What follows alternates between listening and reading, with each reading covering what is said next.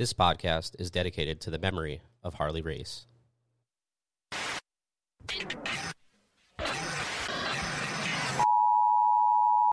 In less than an hour, aircraft from here will join others from around the world. Damn, this shit got me so high, I'm about to fall asleep. asleep. You will be launching the largest aerial battle in the history of mankind. Pass that shit over here, man. This beat sucks. What the hell we doing here anyways? Why they got us all up mankind, that Oh, word should have new man, that meaning for Peezy all shit of that us happened today. last time.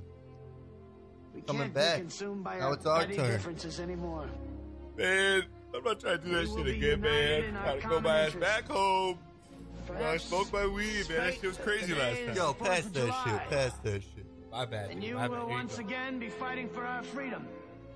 Yo, what the fuck is this Not from motherfucker tyranny, even saying? oppression, or persecution, I'm really not even listening, to be honest with you, dude. but from Pass that shit over annihilation. here, yo. Don't be too loud. I don't want no one to find out that we're over fighting here. for our right to live, Shut up, man. Come on. to exist. Stop that. And should we win the day, Pretty good weed, man. the 4th of July will no longer Hell be known yeah, as don't an get much American better than holiday. this. You ready to fucking But take as down the these day when pieces, the yo? I'm world about to do this declared shit. in Yo, one the voice, we motherfuckers will last not time go were quietly crazy. into the night. Yo, this dude's We getting will into not it, man. You see vanish this shit? Look at without him a go. fight. Yo, I don't blame him, We're yo. That going to Peezy live shit was on. crazy. We're going to survive. Today, Loud, man. we celebrate our Independence Day. Oh, independent. Listen to this motherfucker. Yo, Jay, look over this guy, man. Oh, shit. Yo, it's about to go down right now. Oh, man, dude. Those pieces again, man. They back, man. That's what we thought. We had him. Get him. I got it. Let's do this. Let's do this. Yeah, man. Look for him. Keep getting it. We got it. Yo, stuck. They're stuck. Get out the way. Oh, shit, man. I got the cats. Yo, they're coming everywhere. This Peezy shit for real, man. Oh, shit. Oh, yo, we gotta start running, yo. Yo, I got- Yo, where are yo, there for this? Yeah, man. This fucking laser stuck. Oh, no, I don't know what to do, yo. We gotta go. I want to run and look around. There's pieces everywhere. Yo, we're done, yo. We're done. Get him. Yo, I can't do anything, yo. They're everywhere. Dude, I don't know what we're going to do, man. There's nowhere to go. Oh, shit. Back up. Initialize final blast. It's Peezy, bitch. Initialize final blast. 10, 9, 8, 7, 6, 5, 4, 3, 2, 1.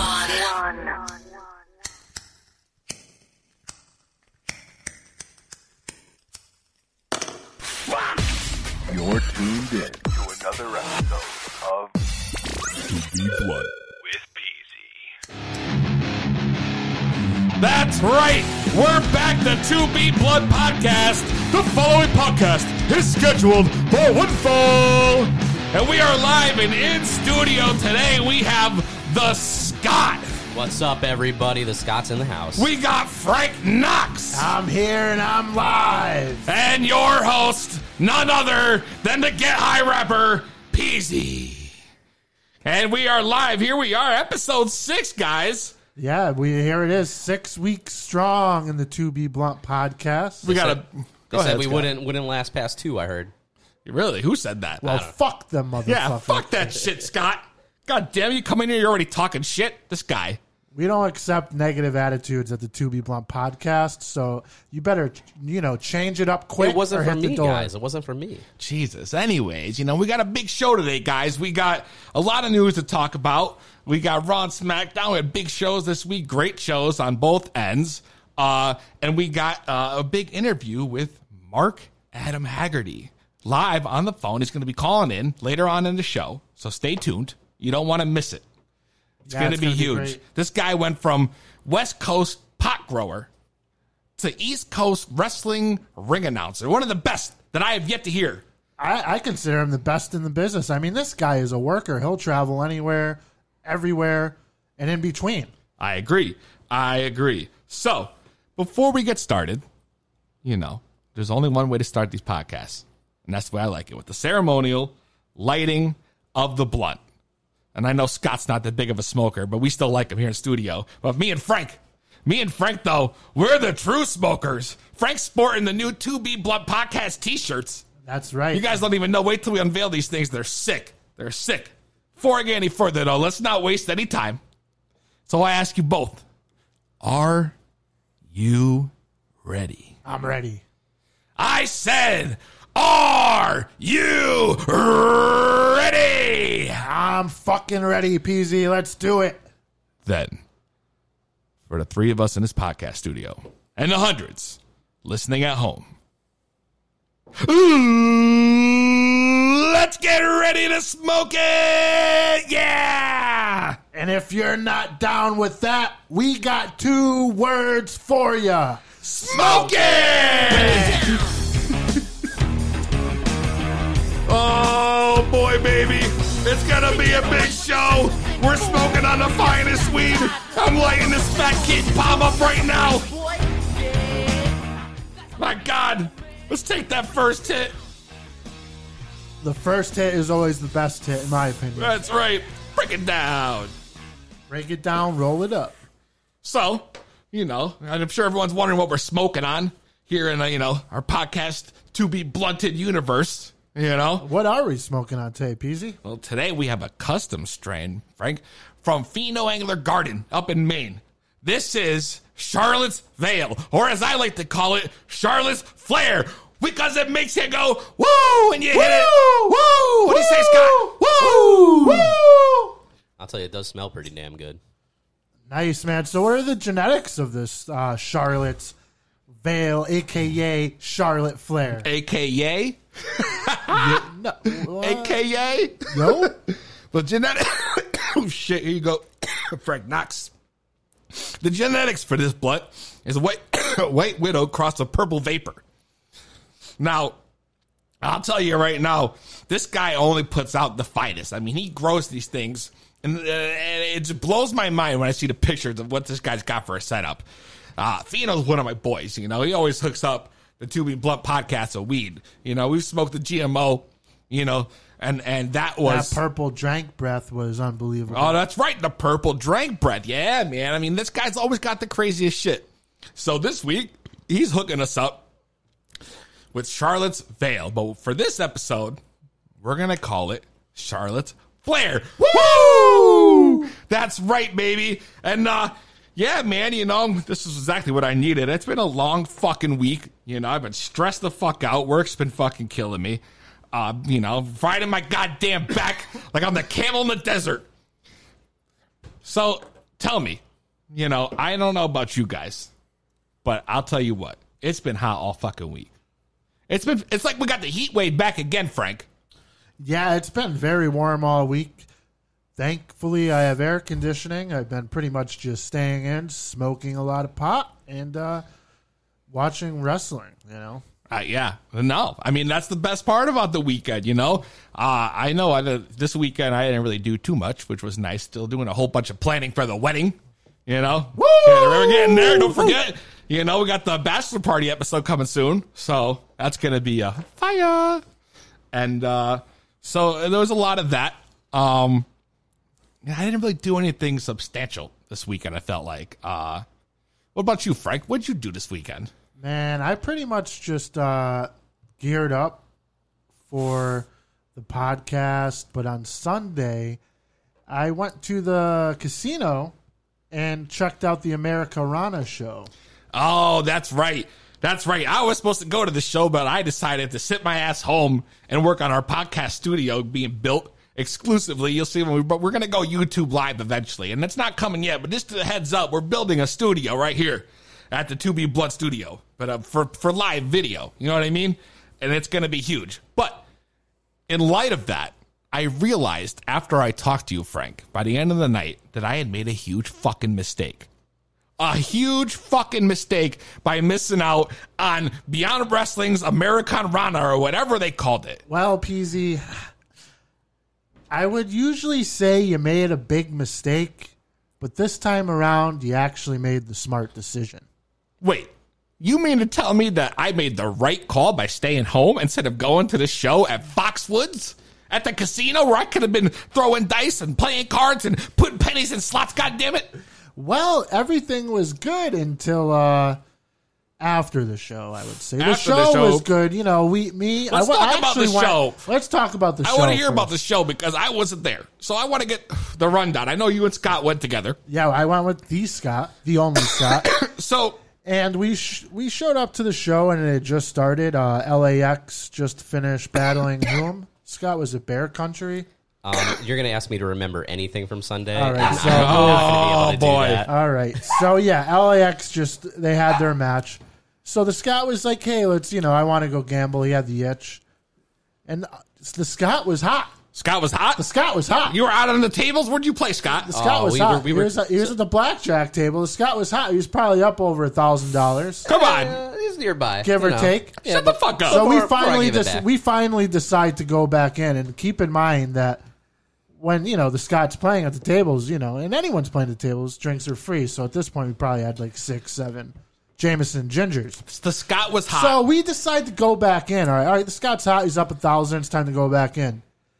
But unfortunately, we went in when intermission was happening. So we went in and we came right back out. So the sad thing about it is during the show, we probably only watched, 3 to 4 matches? Yeah, I mean, we probably missed a good We portion missed of the show. 70% of the show because we were out at the tables getting Come lit. on. You missed that much of Scott the was show? hot.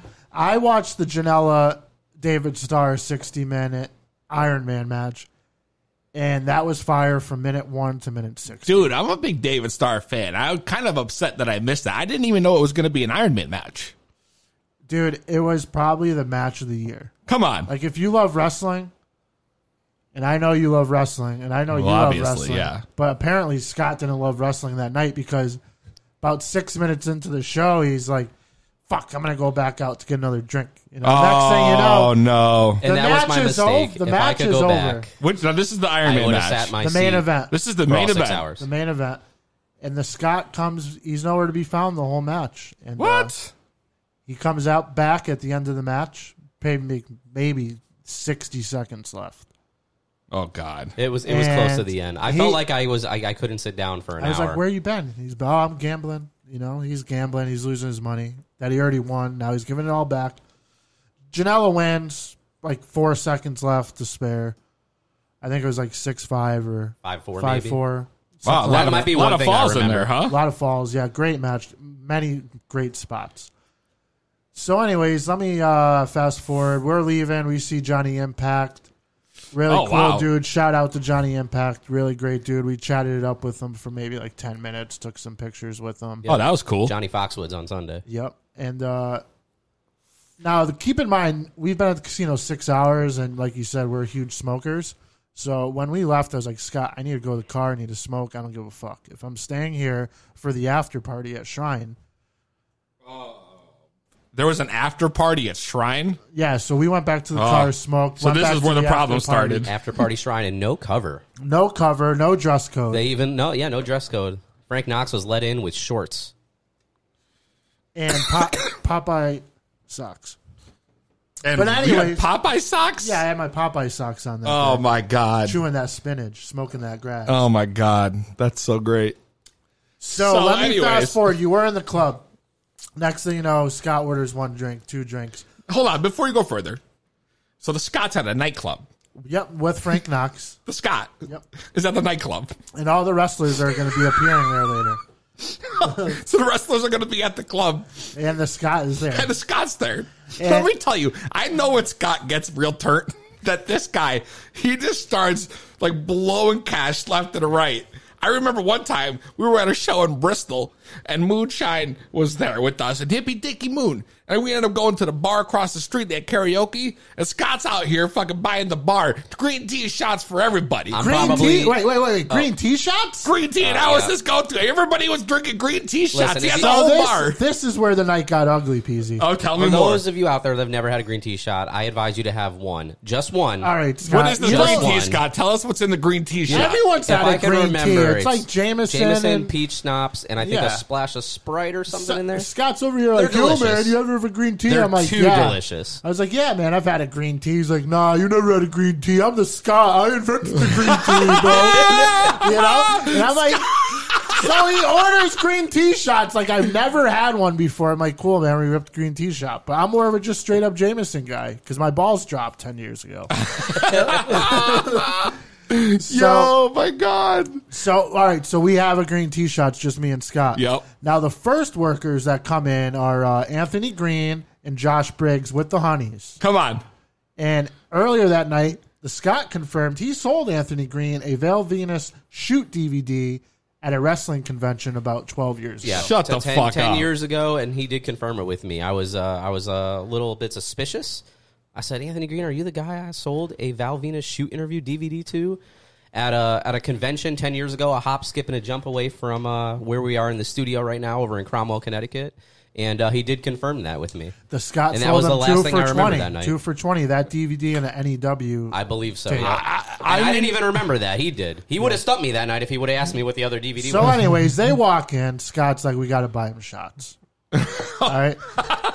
Yes, Joey keep Janela going. walks in. We got to buy him shots. Oh, Marco God, of course. Stunt walks in. We got to buy him Marco shots. Stunt. Marco Stunt. I don't think I ever. From Well, who even AEW. let him in the bar? He doesn't even look like he's old enough to drink. LAX comes in the bar. I got to buy him shots. Now, keep in mind, there were some honeys there that weren't with Anthony Green. We bought them shots. So, by the end of the night, I think Scott, at one point, bought 6 shots just for Joey Janela alone. Shut the fuck up. See, now I don't remember any of this. So And then, So wait, this is at this point, Scott is you're stumping me blacked right out. now. Scott's getting stumped right here, live. It's his second time on air. He's already stumped. Scott was like, hey, Frank, you want to hit the dance floor? And I'm looking at Scott like, you sure? He's like, yeah, man, we're in the dance floor. We're getting funky. And Scott was too fucked up. He ran to the corner, ordered more shots by himself. So next thing you know, I'm outside smoking. I'm outside smoking. He's smoking. Yeah. I come back in, the security guards with the Scott. All right, now this is where it gets fucked up. Because within 6 minutes of me going outside to smoke, the Scott, I came back to his eyes rolling in the back of his fucking ass. What? Oh, really? Like the Undertaker? And begging for water, getting dragged through the back kitchen What? of Shrine because they don't want him going out the main entry for bad pub. Oh, man. You couldn't even walk out of there, Scott. You had an eye roll in the back of your head, and the last thing you were dead man walking. You were dead man getting dragged out. So I can't confirm or deny any of this, but, I guess we got to go with Frank's word on here because I don't recall any of this. You don't remember any of this? Nope. Just confirming right now. I really don't. I really You don't were remember any of this. absolutely 100% there, but not there. The last thing I remember was ordering shots and seeing Joey Janela there, and that's the last thing I remember. You don't remember buying it, do 6 shots in a row? Not really. Oh, man. So Scott's getting dragged through the kitchen. he's getting dragged through the kitchen. I see him. I'm a good friend. I'm like, boom, dash over, put his arm around me, tell the bouncer, like, man, this is my boy. I got How'd they him. let you in the kitchen? No, this was still while I was at the corner of the bar again. I got you. confronted. I walked through the kitchen with the bouncer and him. All right. And then we went outside to the club, to the casino floor.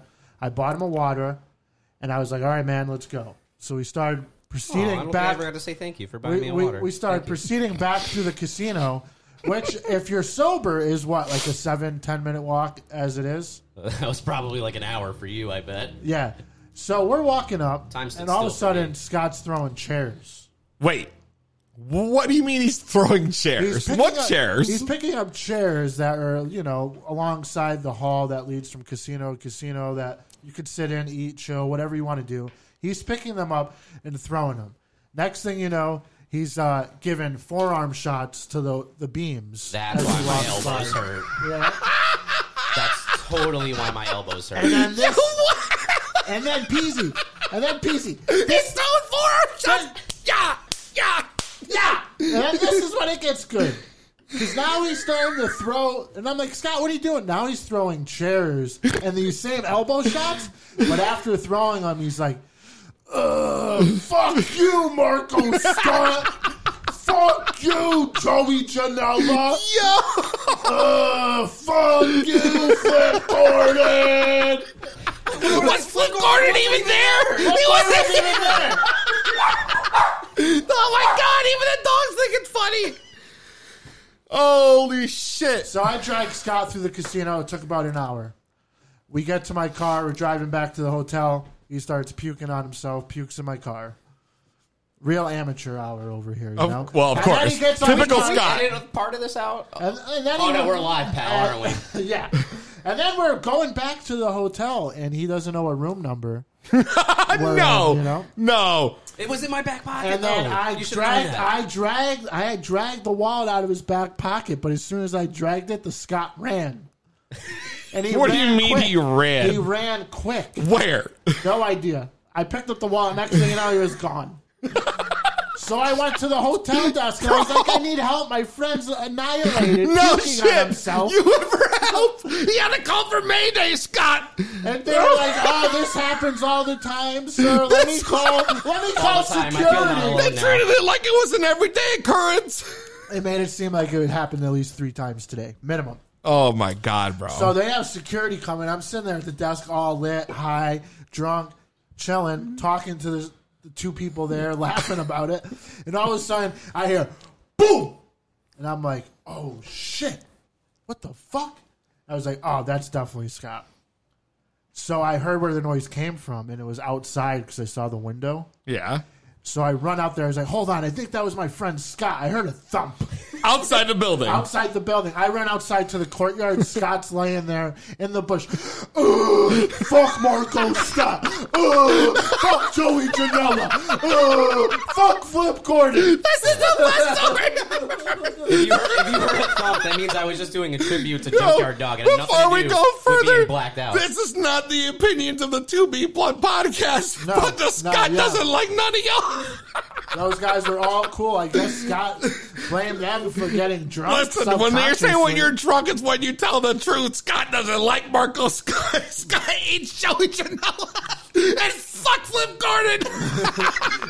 Well, what's Flip Gordon have to do with it? I have no idea. What's your beef with But him? you know what? I don't know. Yo, what is your beef with this guy? I don't know. I don't know what my beef is with Flip Gordon. I don't know. But that night, I just...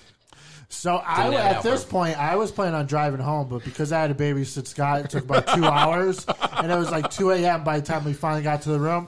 He went into the bathroom, he was puking, and he was still convulsing about Joey Janela. No, He's a well, great he's worker. throwing up. Flip Gordon, and I wake up Dude. at 5 a.m. and the Scott is sleeping. I'm sleeping. I get up. I go in the bathroom. There's peppers in the sink from eating Peppers. Yeah, we had what? Like I pork think it was chops actually and when I peppers? cleaned it out when I woke up at like maybe 2 in the afternoon. No, the they next were day, chunk of it peppers was, from I'm Scott. pretty sure it was asparagus, actually. Asparagus. When will you eat asparagus? And I had like this stupid meal thing that early on in the day, so it had to be from that.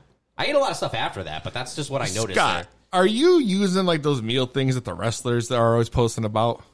I mean, I am the Scott. Which one is it? Is it Bailey's? No, it's Sensible Portions. Look it up. Bully Ray's a big user of it, as well as Velvet Sky, I think, and a couple others there.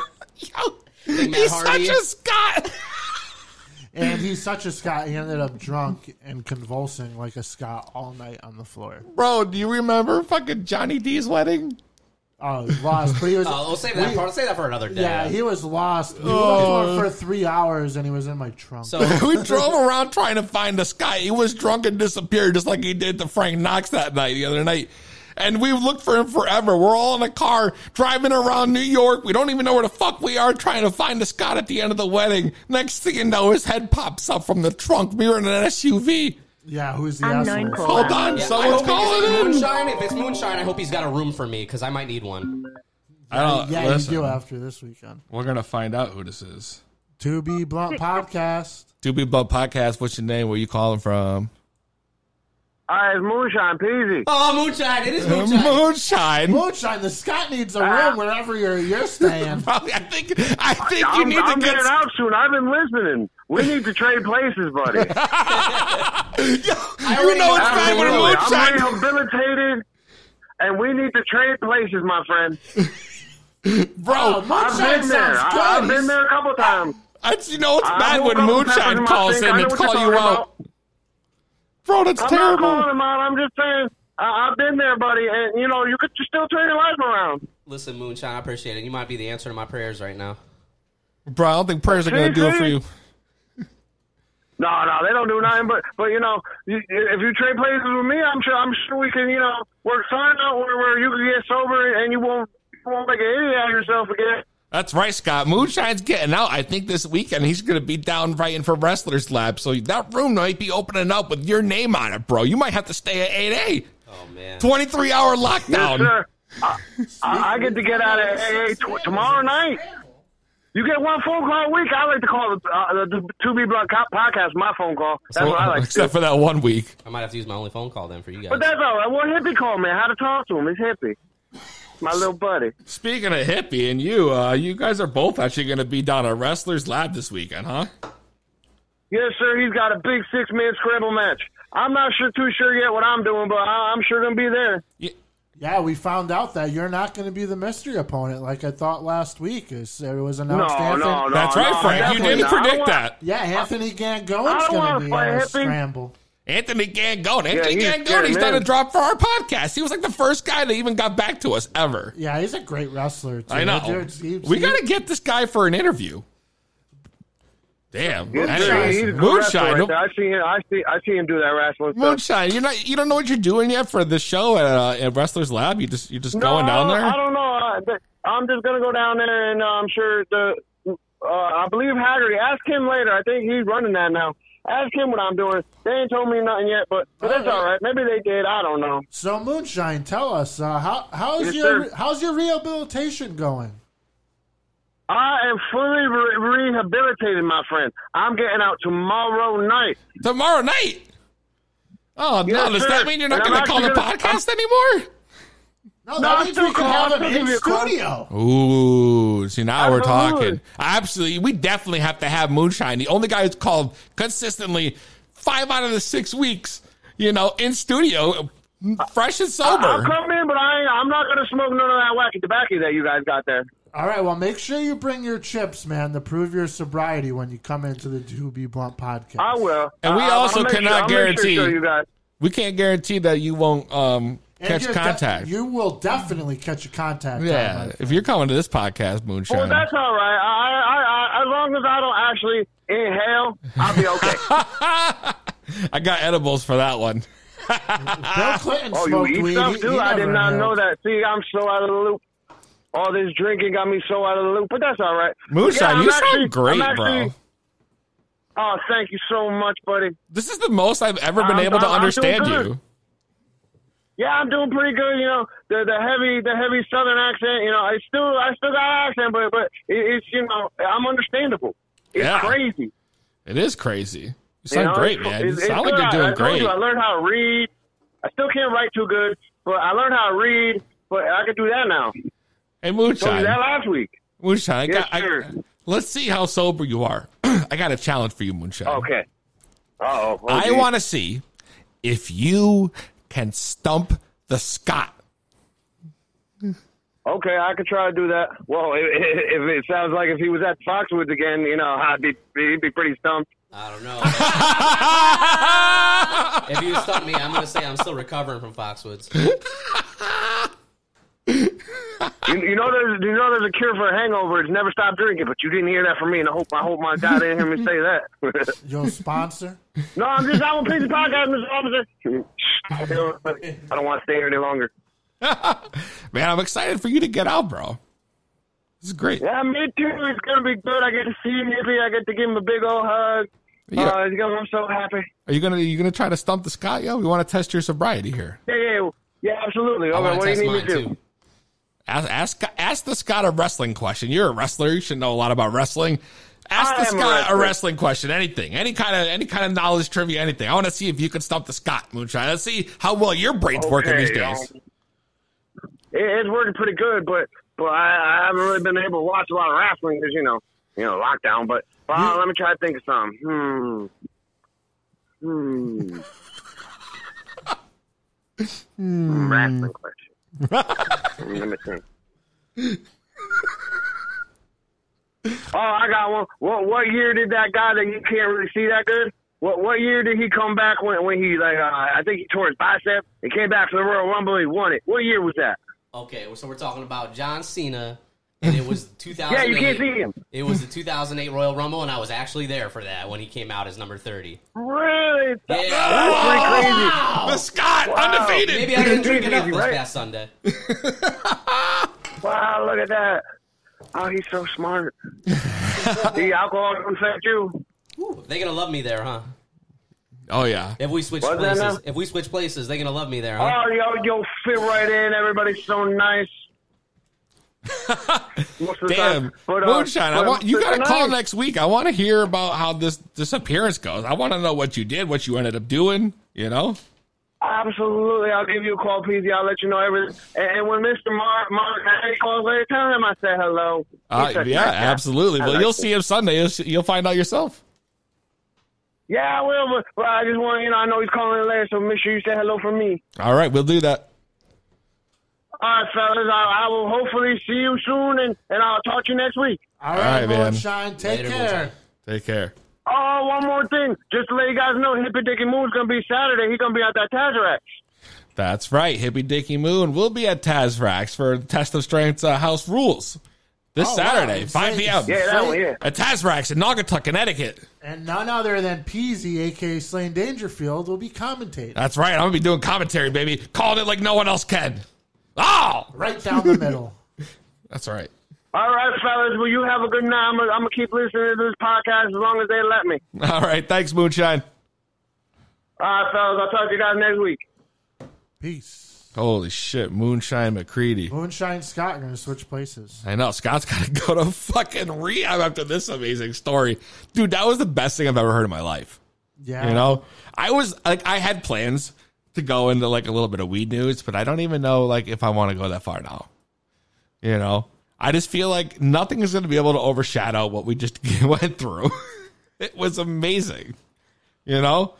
And I just feel like the best thing to do is to rather light up this blunt again and call fucking Don Kincaid. That sounds a great idea. You know? Yeah, I'm with you. You're with me? You got our minutes loaded up?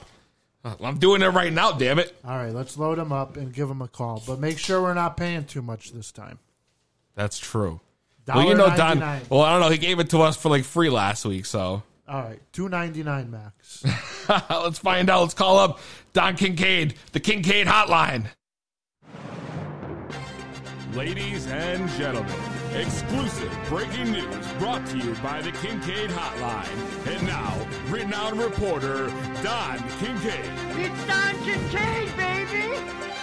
Don Kincaid, I got the minutes fired up today. I hope you got some breaking news for me, man. Well, I'm only charging you $12.99. That's a special, baby. $12.99?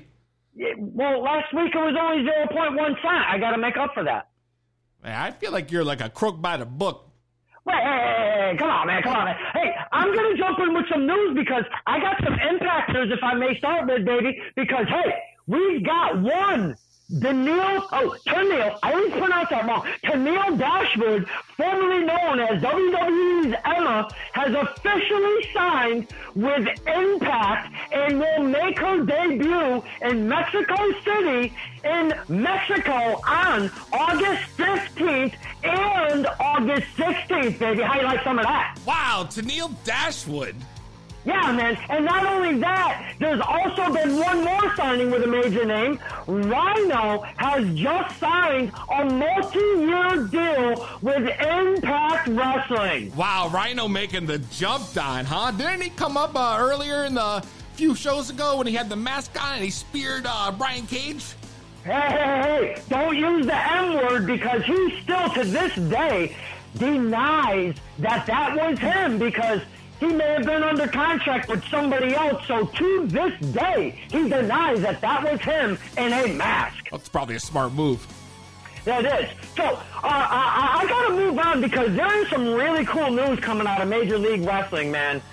On the major heels of a formation of, check this out, Noah out in Japan has come together with Major League Wrestling in a relationship, and there is big news because Alex Hammerstone, he is the National Openweight Champion in MLW, and he will compete in the N1 Victory 2019 tournament, and he will be the only one that will be representing MLW. Wow. And man, that is going to be huge. I don't know if Hammerstone is ready for a tournament such as big as that N1 victory tournament, man. That's huge. That's huge. What a partnership. Pro Wrestling Noah and MLW, Don. The names that are going to be colliding over the course of the next year, Peezy, we've got to keep an eye out on that. And hey, if anybody can bring you that news, that's Kincaid, baby. That's right. It's got to be you, Don. All right. Now check this out, man. This is really cool. Teddy Hart. Now, oh, wait, let me start with this. New York City is to host the first Opera Cup in over 70. That's 70 years. Check that out, Peezy. Oh, my God. 70 years. Now listen. Teddy Hart has inherited the Opera House Trophy Cup upon the passing of his grandfather. Now, it's inspired by the legends whose names are immortalized in plaques on the sides of the cup.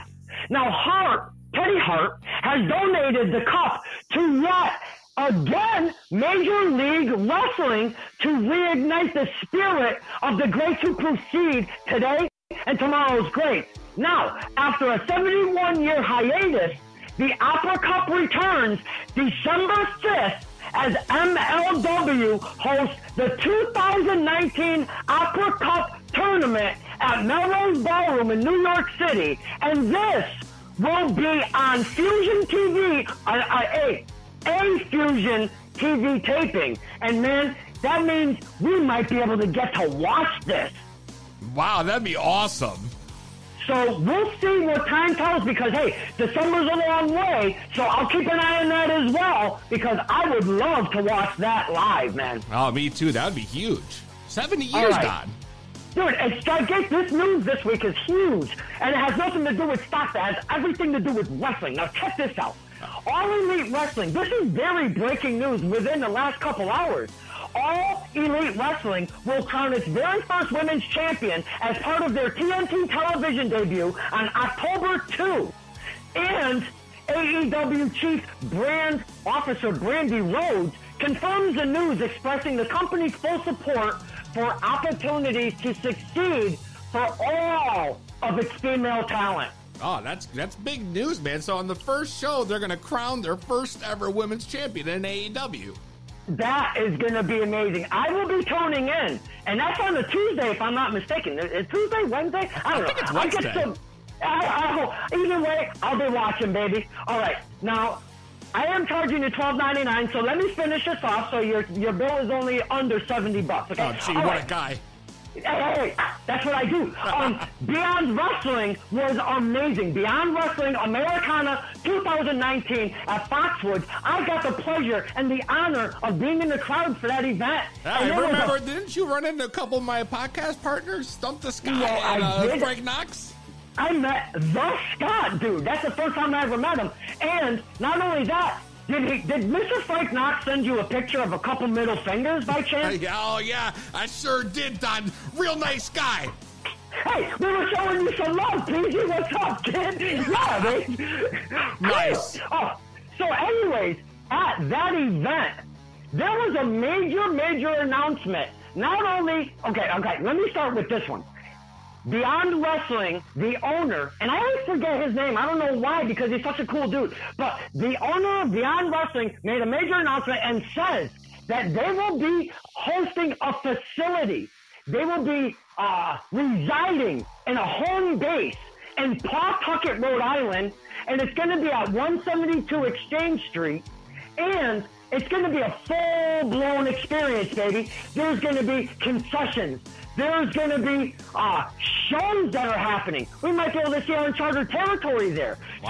So who knows what the future is going to bring for this new facility that Beyond is going to give us, the fans.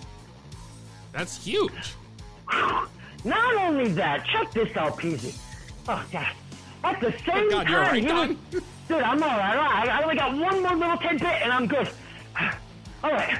Now, in the same token, he says that after 18 weeks of amazing wrestling, amazing names that have come in and out of the Uncharted Territory label, being on Wednesday evenings at 8 o'clock, oh boy, we have, season 1 is all finished.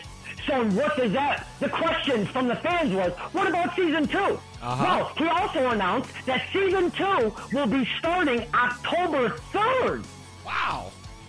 Wow, that's not right after AEW starts.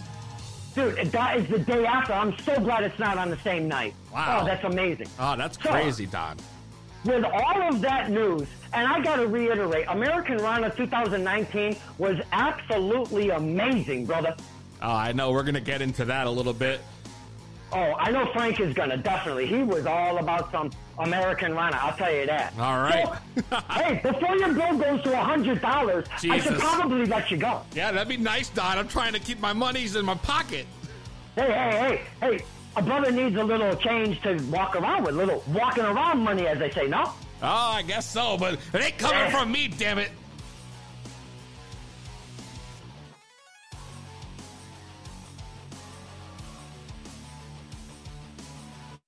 My name is Brian Pillman Jr. I am 1/3 of the New Heart Foundation on Major League Wrestling, and you are listening to Peezy on the To Be Blunt podcast.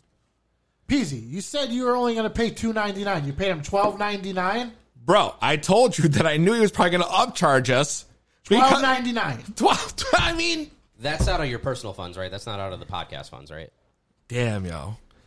What am I going to do? I need the dirt. The show needs the dirt. The people want the dirt. I had to call Don. No, I know. Don Kincaid's great people. It was great to see him this weekend. We'll pay you the $12.99 this time, Don, but we got to really work on Sun as a solid price. I know. We can't be fucking around with these fluctuating prices. What is this, the stock market, Don? That's right. Wall Street, Don Kincaid. This is a new gimmick, yo.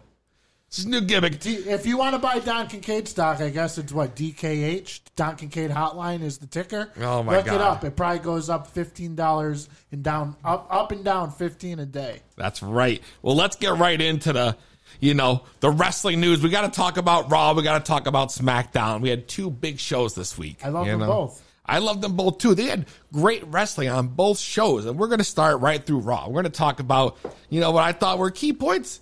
That when we talked about this, Frank, we both agreed, as we did just now, that Raw was super hot.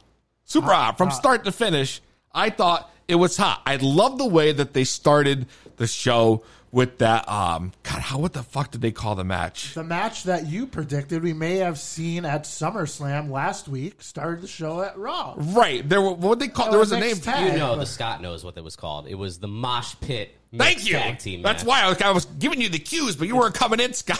I was ready for you to let me know because I couldn't remember. But, dude, that shit had Heyman written all over it. All over it. Oh, my God. Just the way that they, just all the chaos and everyone around the ring. And, you knew right off the back that this was going to be, 3 weeks ago, we would have never seen that booked, but Paul Heyman's in charge. Right. And now what we want is what we saw, what you called out last week. That's right, which was Drake Maverick and his wife versus R-Truth and Carmella.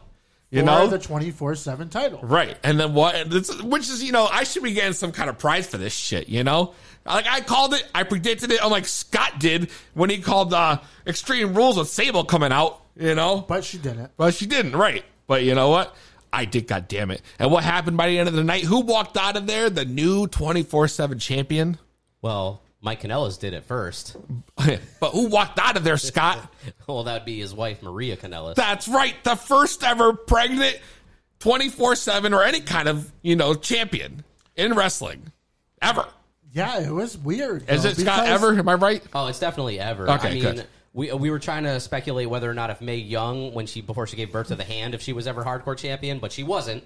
So therefore, Maria Kanellis is your only pregnant champion. Yeah, but did you guys watch that? Wasn't it a little weird once she courted him out of the bathroom? How she was pregnant and she's lay down.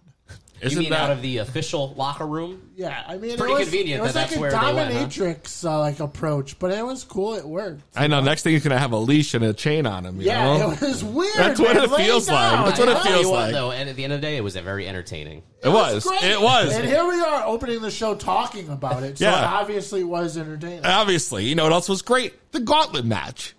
The gauntlet match on Raw was amazing. And I'll tell you what, out of all the guys in that match, the one who really looked like a huge star to me was Andrade.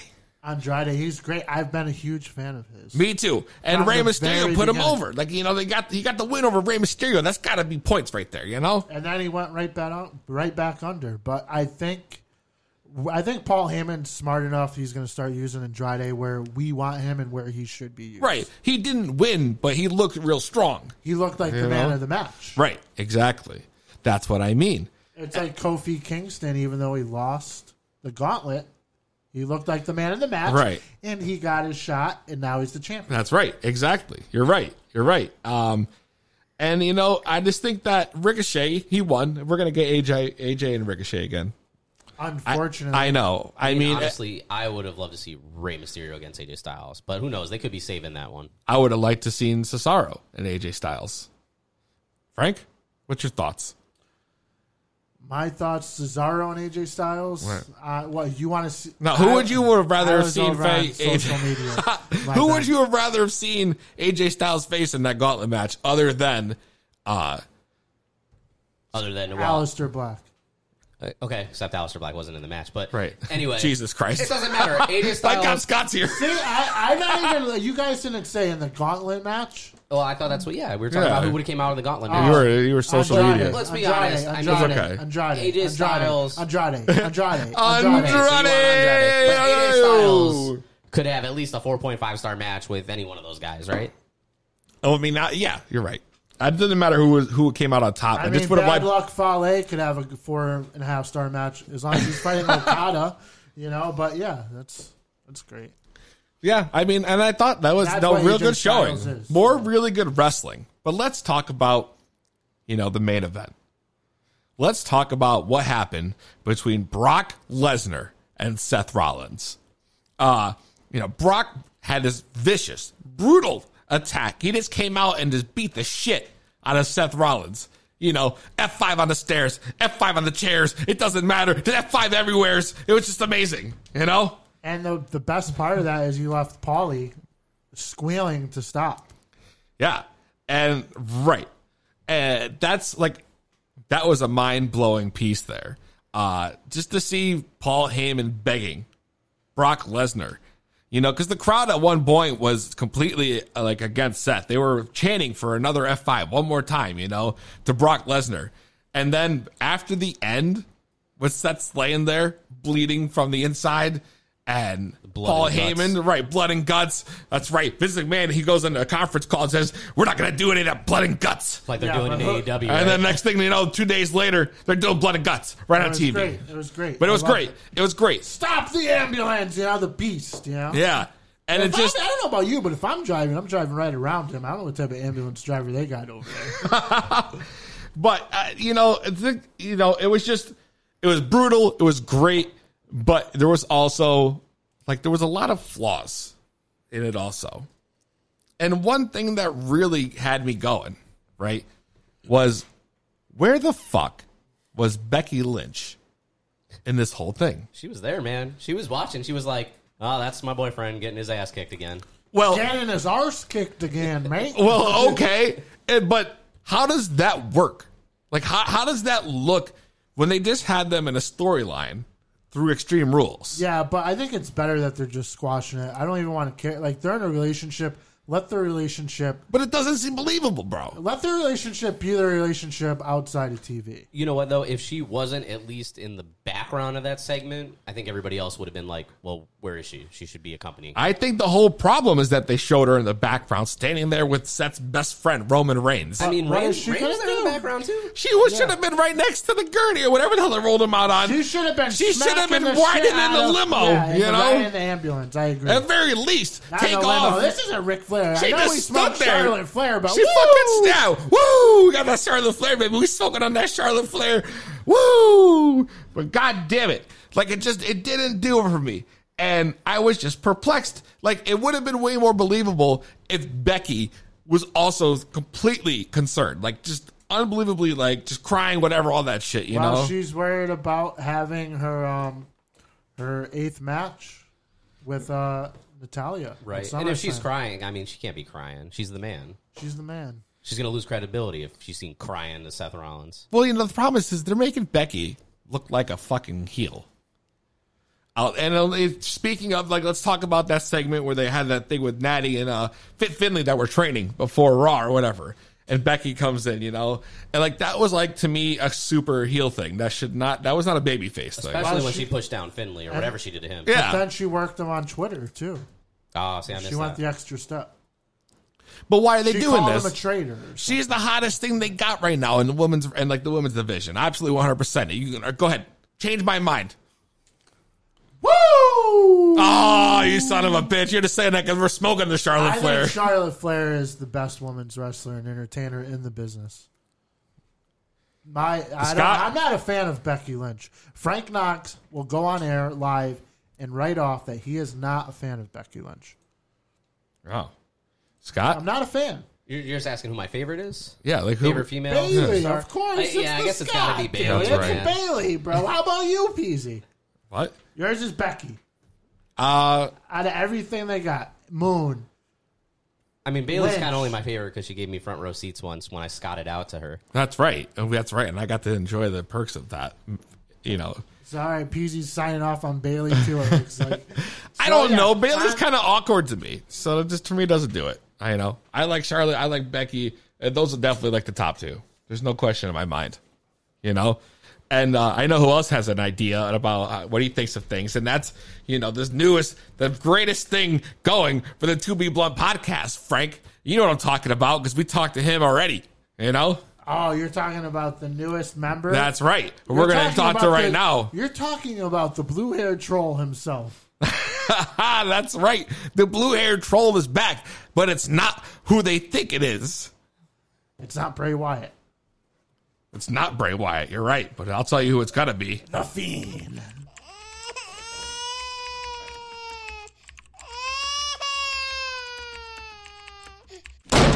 Now that I'm so pissed off, this is Trolling Loud with Tim McMahon. We got Tim McMahon on the phone here. Trolling Loud is back. Tim McMahon, what do you got for us? Well, the day has finally come because I've arrived at the 2B Blunt podcast, the only podcast on the internet that matters, the hottest one on the scene, the 2B Blunt podcast with my good friends Peezy and Frank the Tank Knox. Oh, Frank the Tank.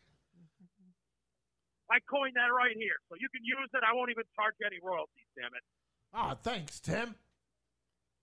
So the first thing I want to get off my chest here, if I may, is who's this clown that used to do this segment? Because, you know what, I kept falling asleep every week while this guy starts talking, okay? Because he's a jabron, and he doesn't know what the hell he's talking about. What's his name, guys? You're talking about Bill Bungie? Bill Bungie, yeah, that son of a bitch. I'll tell you right now, I cut that bungee cord, damn it, and I sent him back. Because Tim McMahon's here, damn it. All right? And business is about to pick up. Wow, the bungee cord's been cut, Peezy. I can't believe it. Cord's cut. He's never going to be back, Jack. I'll tell you right now. Oh, my So here's God. the deal, guys. Get ready for the foundation to be shaken up, all right? So next time I'm on this podcast, I highly suggest you put up a disclaimer because things are going to get very real, and I'm going to piss off a lot of people. So get ready. Put it up. I highly suggest it. Quite frankly, I don't want to get any hate mail. That's right. If you got kids, turn the volume down, change the channel. That's about to get crazy. Tim McMahon's here. All right? I'm going to eat you alive, you son of a bitch. That's right. Oh, so the first thing I want to get off my chest, I'm the real McMahon, okay? I'm Tim McMahon. Screw Vinny Lumpton, okay? This guy thinks he's a hot shot. He ain't nothing. I'm the real McMahon, Tim McMahon. Now that we got that out of the way, he can kiss my ass, too, because he's going senile, damn it. All right? Wow. So here's the Jesus. Oh, yeah, I'm close. We're pulling out all the stops, Steve. We're pulling out all the stuff. So the first thing that ticked me off, okay, when I logged onto my Twitter account and went on social media, that was the big mistake of the day, okay, because I come across an ad named Oliver Hines. And I don't even want to promote this jack-off. Oliver Hines. It's some fucking mark, okay, that's sitting on his couch in his mother's basement, eating a bunch of Cheetos and munging up his keyboard with a bunch of orange Cheeto dust, damn it. All right? He's got those Cheeto fingers. That's right. That's right, the damn Cheeto finger. Probably He the can't even flaming see hot letters kind. anymore, damn it, all right? Stupid idiot Oliver Hines. What a clown, right? So get what this guy says, okay? He goes, the new WWE network layout sucks the fat one. Less content. You have to play Where's Wally with other companies' pay-per-views that WWE owns the rights to. First of all, Where's Wally? Where's Wally? It's Waldo, you moron, you stupid Mark. That's right. Tell him, Tim. Yeah, that's some drunkard on the street getting hammered on some unknown alley that you Wally. Come on, man. It's Waldo, you idiot. Did you fail kindergarten? Oh, my God. Only guy in the world I know that's ever failed kindergarten. We all had the book. We saw his nerdy ass with the black glasses and the stupid striped shirt. It's Waldo. So now that I got that on. Right? He goes, enjoy wondering why everyone is switching allegiance to AEW. At Vince McMahon, hashtag clueless. Guess what, Oliver? Hashtag clueless is right because you're an idiot. And you're all right? No. So everybody's switching to AEW. You think people are switching to AEW because they're upset about the network? No, Oliver. The only one upset about the network is you idiot. That's right, damn it. I'm glad someone else sees it. These guys are crazy out there, Tim. I'm telling you, man. You know, I'm losing brain cells every time I read a stupid tweet. I mean, it's unbelievable. There should be an anti-Mark button, okay, where I could go on there, okay, and hit instead of the block, it should be block Mark. Okay, so I can get rid of all the ass hats who are clogging up my damn Twitter feed, all right? It's devastating.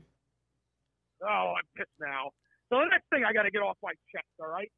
I'm logging on to the Twitter, okay, and this reliable news site, okay, it says, Randy Orton's contract with hashtag WWE expires in January of next year. Hello? It's July, not even close to January right now. Plenty of summer left. We even got winter left. And you're sitting here talking about washed-up-ass Randy Orton, 45 now? Washed-up Randy Orton. And his contract expires in January, and maybe he's going to jump ship to our beloved AEW. Guess what, guys? He ain't going to AEW. Number one, he's too tall. And number one, all he knows is 7 moves, so he's not going to fit in with the spot back, damn it, all right? Fucking bullshit! Randy Orton going, that's right, Bubba. You are another no good son of a bitch! I wish you was here to I fuck your ass! And make you humble, Bubba. Exactly. Speaking, I know what's going on here. The only one that doesn't is this stupid Oliver what's-his-name, okay?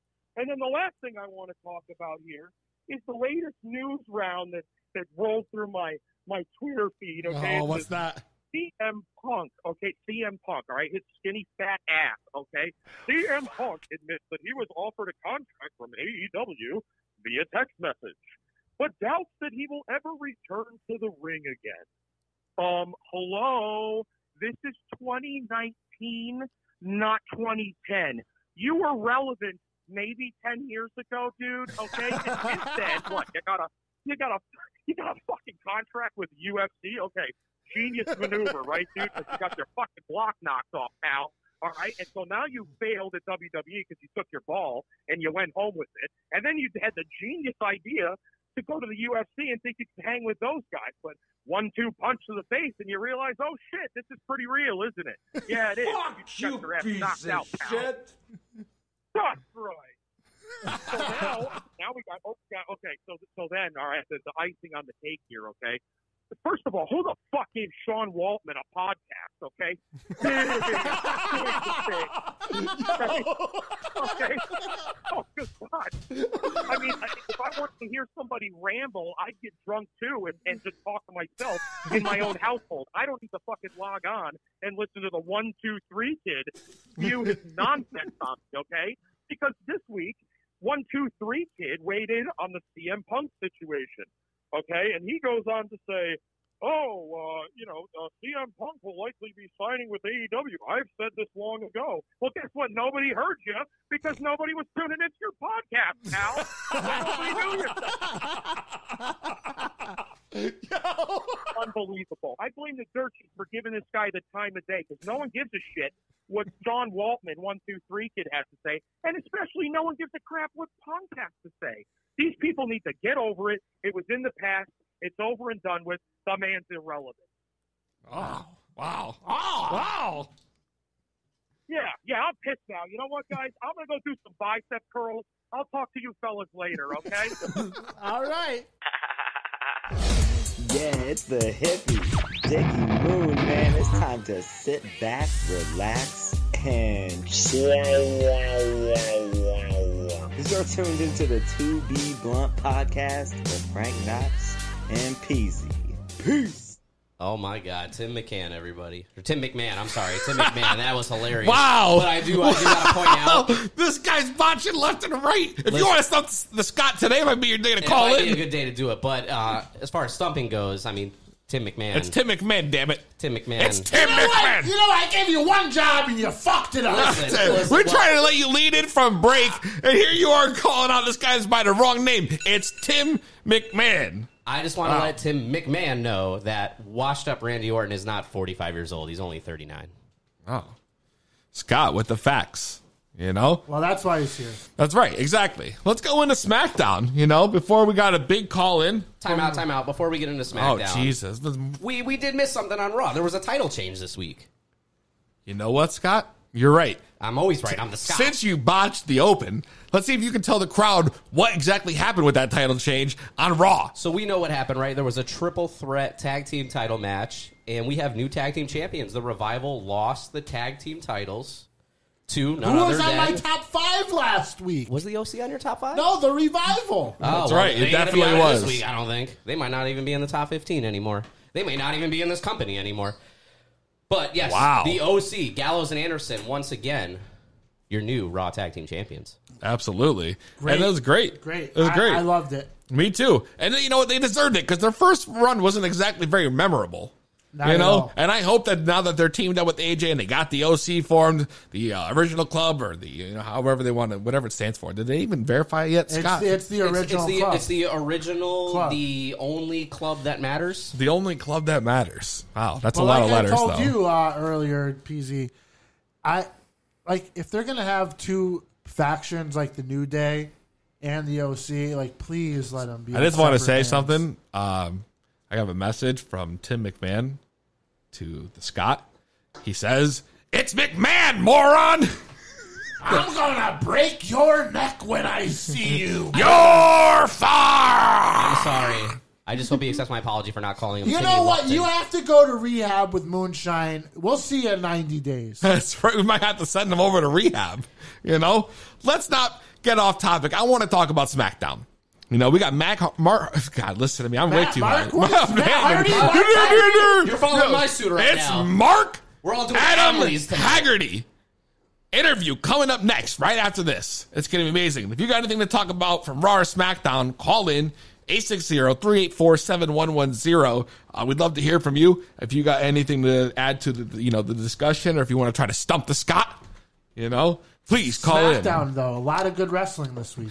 Dude, I'm telling you, from Raw right to SmackDown, they killed the in-ring stuff this week. The opener with Owens and Drew McIntyre was fucking fire. Fuego. These two hard hitters put on, you know, what I thought was a really, really good pay-per-view quality matchup. And first time ever match. That First rarely time happens these that they days. gave it away on SmackDown, which kind of, bothers me, but that's okay. I mean, they really could have built that up to SummerSlam, but I guess if he's fighting Shane, then it doesn't really matter.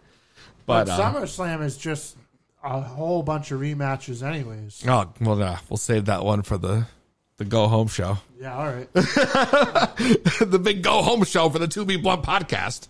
You know? I thought Owens getting the win clean was great. I don't know why they're just fucking up Drew McIntyre right now. Like, the guy, I'm telling you, I keep saying it every week, he should be in the main event. And they're clowning him. I mean, even The Rock just said recently McIntyre is the next top superstar. But Owens and McIntyre, somebody's got to do a job, right? Somebody's got to lose. And who has a high-profile match at the pay-per-view at SummerSlam? Kevin Owens. Kevin Owens. Owens. What does McIntyre have right now? He had to go over since Shane wasn't there that week, you know? Had to go over.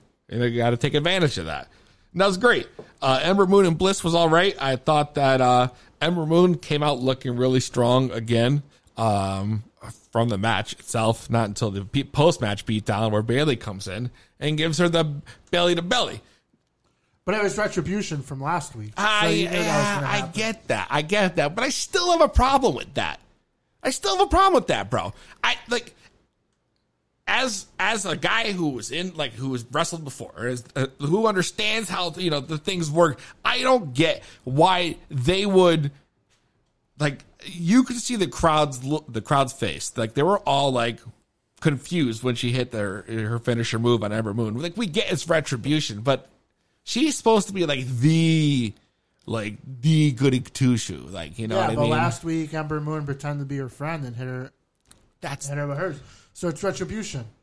So who's the heel in the story? Scott? Ember Moon. But anyway, Ember Moon's gonna lose. Bayley's gonna win. It's just it's totally a babyface short term feud. I guess so.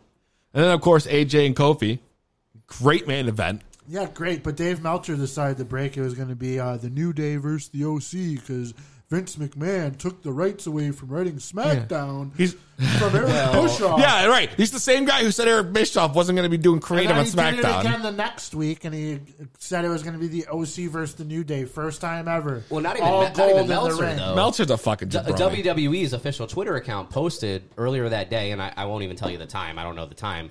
But they posted that it would be the New Day. If you know the time, call in right now. You can stump the Scott. You could. But Stump the Scott! Stump the Scott! Let's see it, baby! I feel like anybody that's going to ask me that question is looking that up right now. Of course. But anyway, earlier that day on Tuesday, they posted that it was going to be the New Day. It was going to be Big E and Xavier Woods versus... Plus Kofi Kingston. No. That was the second. It was just Woods and Big E versus... Elias and McIntyre before that got changed, and then it got changed to a 6-man all gold champions, all gold, and it was AJ and the Club, AJ Gallows Anderson versus the entire New Day, and then the original Club. About maybe an hour or 2 hours after that, then it got changed again and said it was only going to be 1-on-1 AJ versus Kofi, which honestly, out of those three, probably the one I would look forward to the most. And I agree. It was a great match. It was a great match, but you know what wasn't so great? The final minutes of SmackDown. Ooh, yeah. Let's talk about Roman Reigns getting toppled over. On SmackDown. You want to call that toppled over? Something. That looks like I took it in Snapchat, swiped left a couple times, and went slow-mo times 2. No! That's how it's done, baby. Maybe you versus me in a promo later, goddammit. All right, let's do it. Let's do it. But honestly, that was the corniest shit I've ever seen, bro. The corniest shit. It was so bad. They've done a lot of good stunts before with Braun Strowman and Shane McMahon back in the day, and everything looked super credible. But this whoever the fuck decided this was the one to air at the end of the night, deserves to be slapped in the face. One man, one hand, one face. Down. I'm telling you right now, if they had to rewrite SmackDown, right, all hours before the show, I bet you during SmackDown, they probably rewrote that and said, let's just have stuff fall on Roman, and then we'll just figure it out next week. But they did it all in slow motion, bro. I mean, you was literally I had enough time while the shit was falling to stand up and yell at my TV and be like, bitch, move. Bitch, get the fuck out the way. I'm yelling at the fucking TV, bro. I mean, I watched it and I was like, man, is that Roman Reigns or is that Neo and Morpheus from The Matrix? Because things are real slow and throwed. And they had 4 different camera angles of the shit toppling on top of him. And if you're going to do that, man, put the guy down. Don't let him get right up and brush his shoulders off like he's Jay-Z and move it for, oh, man, I'm a little razzled and dazzled. A little razzle-dazzle, baby. But, I mean, at the end of the day, I know I have the burning question inside me. I don't know about you guys, but, who was it? I was wondering the same thing. What was it? I want that. That's a good question. I mean, I'll kick it off. All right, listen. If they're going to do it, they've been building up this whole thing with Samoa Joe and whatnot. And that's what I thought was going to happen. I was confused. I thought it was definitely Joe. But now I know it's not because Joe wouldn't do that. But would he? I mean, I don't know. Joe cuts a promo and looks you in your eye like Alex Rojas You're right. last week. You're right. He's You're not right. going to push over the stage in a Matrix. Right. I mean, I guess it would have had to have been someone bigger than that, right? I'm thinking it was Lars Sullivan. He came in and now he's gone. Now where is he again? I want to say injured. he's still on the injured list, yeah. He blew his knee out. He blew his knee. He's gone for 9 months. You know, I told you guys Right, this Scott? before the show, and you guys even warned me. You set me both up. It's all Scott's fault. I'm sorry. I'll make sure to do an injured report every week. So- All right, Peezy, who do you got? Because I want to save mine for I last. told you. I thought it was going to be Samoa Joe. So you thought it was Samoa That Joe. was my pick. So if you would have asked me when they introduced it as Roman Reigns is going to like announce his SummerSlam opponent or whatever, I would have told you based on what Raw was, I would have said Roman's going to captain like a 10-man tag. And I said it was going to be Roman Reigns, along with the Usos, along with Cedric Alexander, who, right, they're pushing to the moon right now on Raw, right? He was at that last segment. Yeah, I agree. Jumped off the Titantron, right? Oh, that's right. And you need a fifth person for that team. And I say, well, he's not doing anything for SummerSlam, so Braun Strowman maybe? And then they would be facing the team of Samoa Joe, Elias, Drew McIntyre, and then Gallows and Anderson. But Scott, aren't you a pay-per-view or two ahead? This isn't Survivor Series. This is SummerSlam. Survivor Series. That's what I'm wondering. What this guy's talking about? What are you talking Survivor about, Series bro? is going to be Raw versus You're just like that jabroni that Tim was talking about, reporting on Orton's contract coming up in January and it's July. He's trying to report Survivor Series, and we're talking about SummerSlam. Listen, well, they might have to save it for Survivor Series because the rumor is now the Usos can't make it into Canada. But anyway. Oh.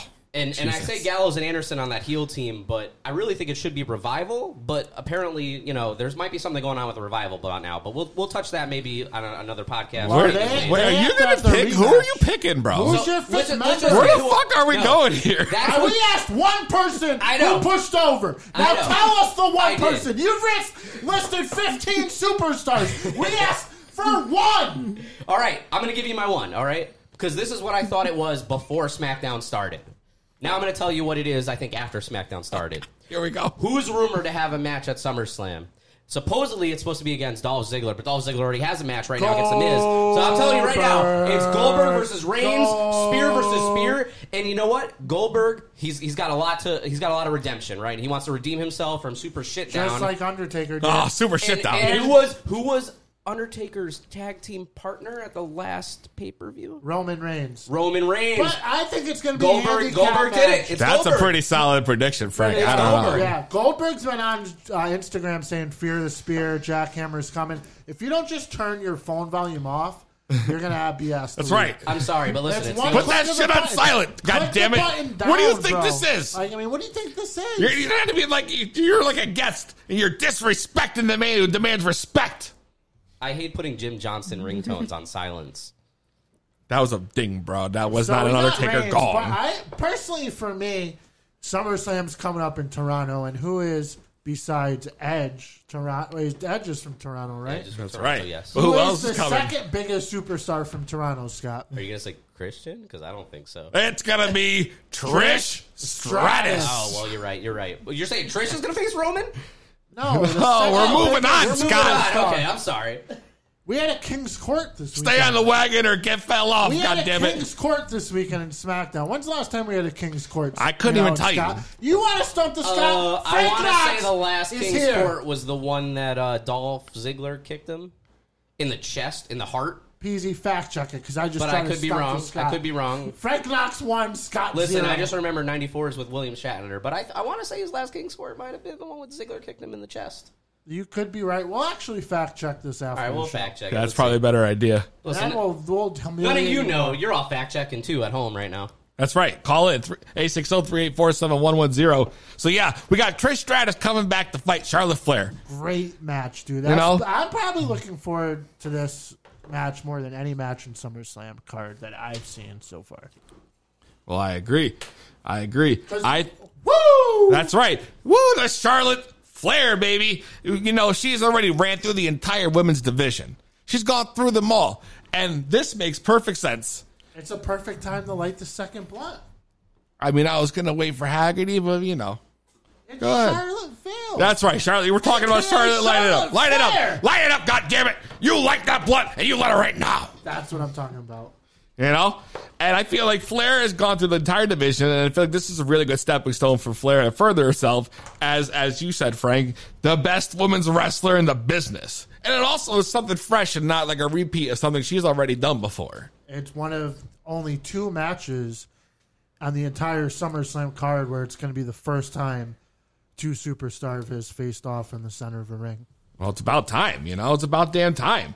You know, I was kind of shocked at the reaction that Trish got, though. That was kind of weird to me. She came out and there was like barely any reaction whatsoever. But I know as soon as they get to, you know, SummerSlam in Toronto, it's going to be a monster pop. You know? It'll be big for her. Scott, side note, do you know who the second match is that's for the first time SummerSlam? 2 superstars facing off, first time ever. Wait, so what's the question? What is besides Trish Stratus and Charlotte Flair, what is the only other match in SummerSlam that's the first time? Yep, because every other one's a repeat, right? Yeah. It's been a rematch. So Yeah. I'm going to tell you right now, it's definitely Bayley versus Ember Moon. I did not stump the Scott this time. Oh, it was a nice try. It was a real good try, man. But, you know, with WWE featuring 2 Canadian females on the SummerSlam card, right? My question is, which one of them is going to get the feel-good go-home story? Is Trish going to go over and beat the Queen, or is Natty going to beat Becky? I do the Jeopardy music, but I do not have it queued up. That might be a question that stumped me. Here it is. Becky wins. Charlotte wins. Charlotte does not win clean, though. Okay, why is that? I don't know. I mean, is Ronda Rousey pregnant yet? Or maybe she found out she can't have kids. Oh, I figured if Ronda was going to come back, it would have been to cost Becky her match. You know, and then lead up to Becky pin, you know. Where's Ronda been? I feel... Trying to make babies. I think Bayley's going to beat Ember Moon, which, I mean, that's going to put Ember Moon kind of down. It's going to not build her up as much. But I see Bayley versus Charlotte as the next feud out of this. The question is, what's Becky Lynch's next feud out of this? And I'm not sure. It's not Lacey Evans. It's not going to be Natalya. I think Peezy may be on something. I think it's because, I mean, Ronda Rousey lost at WrestleMania, and everyone that watched it live, in person, seeing it wasn't clean, and she never was heard from again. That's right. So maybe Ronda's coming out. Maybe. Could be. You know who I think the man's going to... You know who the real man is? Who's that? The man of the show is Mark Haggerty. That's right. I think what we're going to do, you know... I mean, this guy was growing weed. Now he's the hottest ring announcer from... That's right. Maine to Florida. It's a pretty amazing story. And what we're going to do is we're going to take a quick break, and we're going to have an interview with legendary ring announcer. Renowned. That's right. Legendary. Mark Adam Haggerty. It's the highest motherfucking podcast around. To be blunt. With Peezy. Scott, you should just turn Scott. That's right. That's too late. Scott's turn. We already got it. We're going to get in touch. We got Mark Adam Haggerty coming in. Hello. Oh, Mark Adam Haggerty? Is this Mark Haggerty? God damn it! Yes, it is. What's going on, man? Mark Haggerty, the Peezy of the 2B Blunt podcast. Man, we got Mark on the phone. God damn it! This is legendary. This guy was from the West Coast to the East Coast, and he's legendary on both coasts. This is unbelievable. I feel like I got to give him a proper intro. I mean, this guy's known for making great intros for many wrestlers coming out to the ring. I mean, he's the voice. He's the voice. Mark, I mean, how many times do you think you probably have, done an intro? Like, thousands at this point, probably, huh? Probably close to 3,000 if I had to ballpark it. Holy shit. Wow. And how Holy many shit. different promotions have you worked with, you think, ballpark? I don't have to ballpark that. I know that specifically because I keep track of things like a sociopath. 56. I've worked for 56 companies in 18 states, including Washington, D.C., plus the UK and Canada. Wow. Mark, has anyone ever introduced you to the ring before? A few times. I've wrestled a few times. And, like I'm a manager every now and again, so I get announced with, although when I'm a manager, I usually cut the ring announcer off and then announce my guy or girl myself. But the few times that I've wrestled, yes, I've been announced. Dude, I feel like I have to give you the proper intro for the podcast, you know? Okay. Would you be okay with this? Please. All right, here we go. Ladies and gentlemen, here's former West Coast weed grower, now legendary ring announcer. Here's the best in the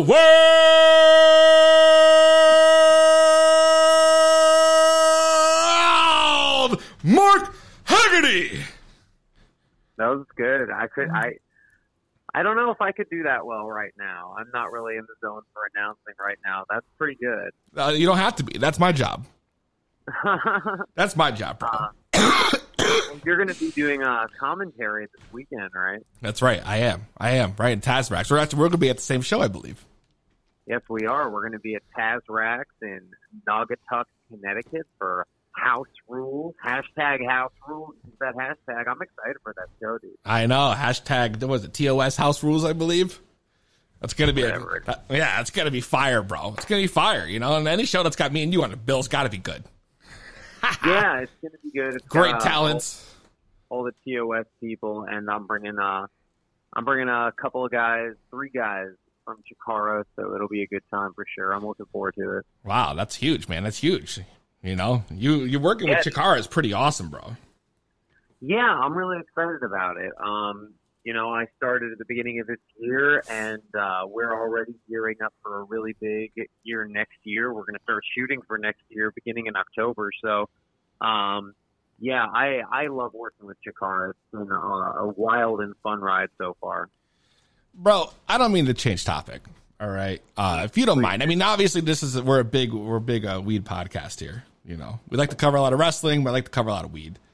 I'd like to quickly cover, if possible, your story, you know, about how you started back on the West Coast of California and then eventually moved over here, if you're cool with that. Yeah, of course. So as Peezy alluded, I used to grow weed for a living. I was featured in High Times magazine recently. They called me the voice of indie wrestling, which I thought was pretty cool. That was true. Actually, it's funny you ask if people have announced me. Last week, David Adams was the announcer on a show on Synergy, and I was in the crowd doing social media work, and he announced me as High Times Magazine's voice of independent wrestling. I thought that was pretty cool. But how did you get into that, bro? Like, how did you grow up in California? So, I'm from Long Beach, California, and it kind of happened by accident. That's where Snoop Dogg's from too, right? Snoop Dogg, Sublime. Yeah, man. I mean, that's a great city. No wonder why a great talent like you came from Long Beach. That's so true. How did we not put this together? God damn it, PZ! You should have told me he was from Long Beach, bro. You just did. But I grew up not really like smoking weed or anything. Quite frankly, I just drank a lot. But then I went to college and I started smoking weed in college, and it was always just something I did for fun. But then I was living with this girl in Los Angeles, and she was working as a bud tender at a collective in Long Beach, which is like my hometown. So I'm like, fuck, that's crazy. Yeah, that's wild.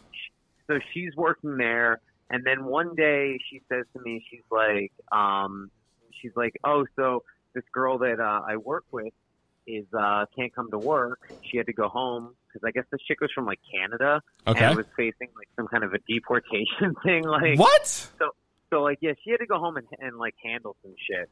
So this chick is like, oh, so if you want to come in, my boss said you can come in and work for today. It's just a 1-day thing. So I went in and I did that, and as you know, I'm something of a social butterfly. So true. I'm very personable. So I was up in there like, hey, what's going on, guys? Welcome to the shop. Yeah, you know, and Andy Chris and Steve, of course, you know, edibles right over here. Yeah, you know, we got these vape gimmicks. Ah ha ha. You know, like that's so, awesome. So I guess after like a day, the guy that owned the shop was like, hey man, this girl went back to Canada. Don't know when she's going to come back. If you want to stick around, by all means, here you go. So that turned into like a 2-year thing. I ended up being the manager of that shop. And as I've told people before, like we went through like a bunch of raids, like we went to court with a bunch of shit. Like it was a turbulent job, but it was like cool and meaningful. Well, this is right around when they first like had like legalized in California, right? No, well, so like this was yes and no. So like this was weed was made medicinally legal in 1996. So from like 96 up until 2000, I think I want to say like 15, 16, you could just go to like a doctor and be like, oh, my head hurts. And he'll give you like, and you'll give him $35 and he'll give you a piece of paper and you just go buy weed. So like awesome. That's how that worked. That's how that worked for like 20 years. And then they hopped on the Colorado, Washington, type bandwagon where they're just like, oh, no, recreationally legal because we want to get in on this taxation gimmick. So that's what happened then. But what happened with us, like around 2000, from 2012 to 2014, we were getting raided a lot because the law was so weird in California because the federal government said, no, weed isn't good. And then the state government said, yeah, it is. What are you talking about? But then I guess what they settled on is that like local municipalities, meaning like all the individual cities, can make their own rules. So if a city like LA is like, we're cool with these shops being open, we're cool with all this, then it's cool. No one's going to bother them.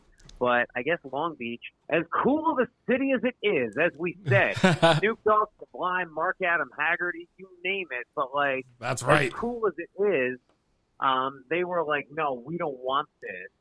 So like, we fought and stayed open against the law technically, and just kept getting raided.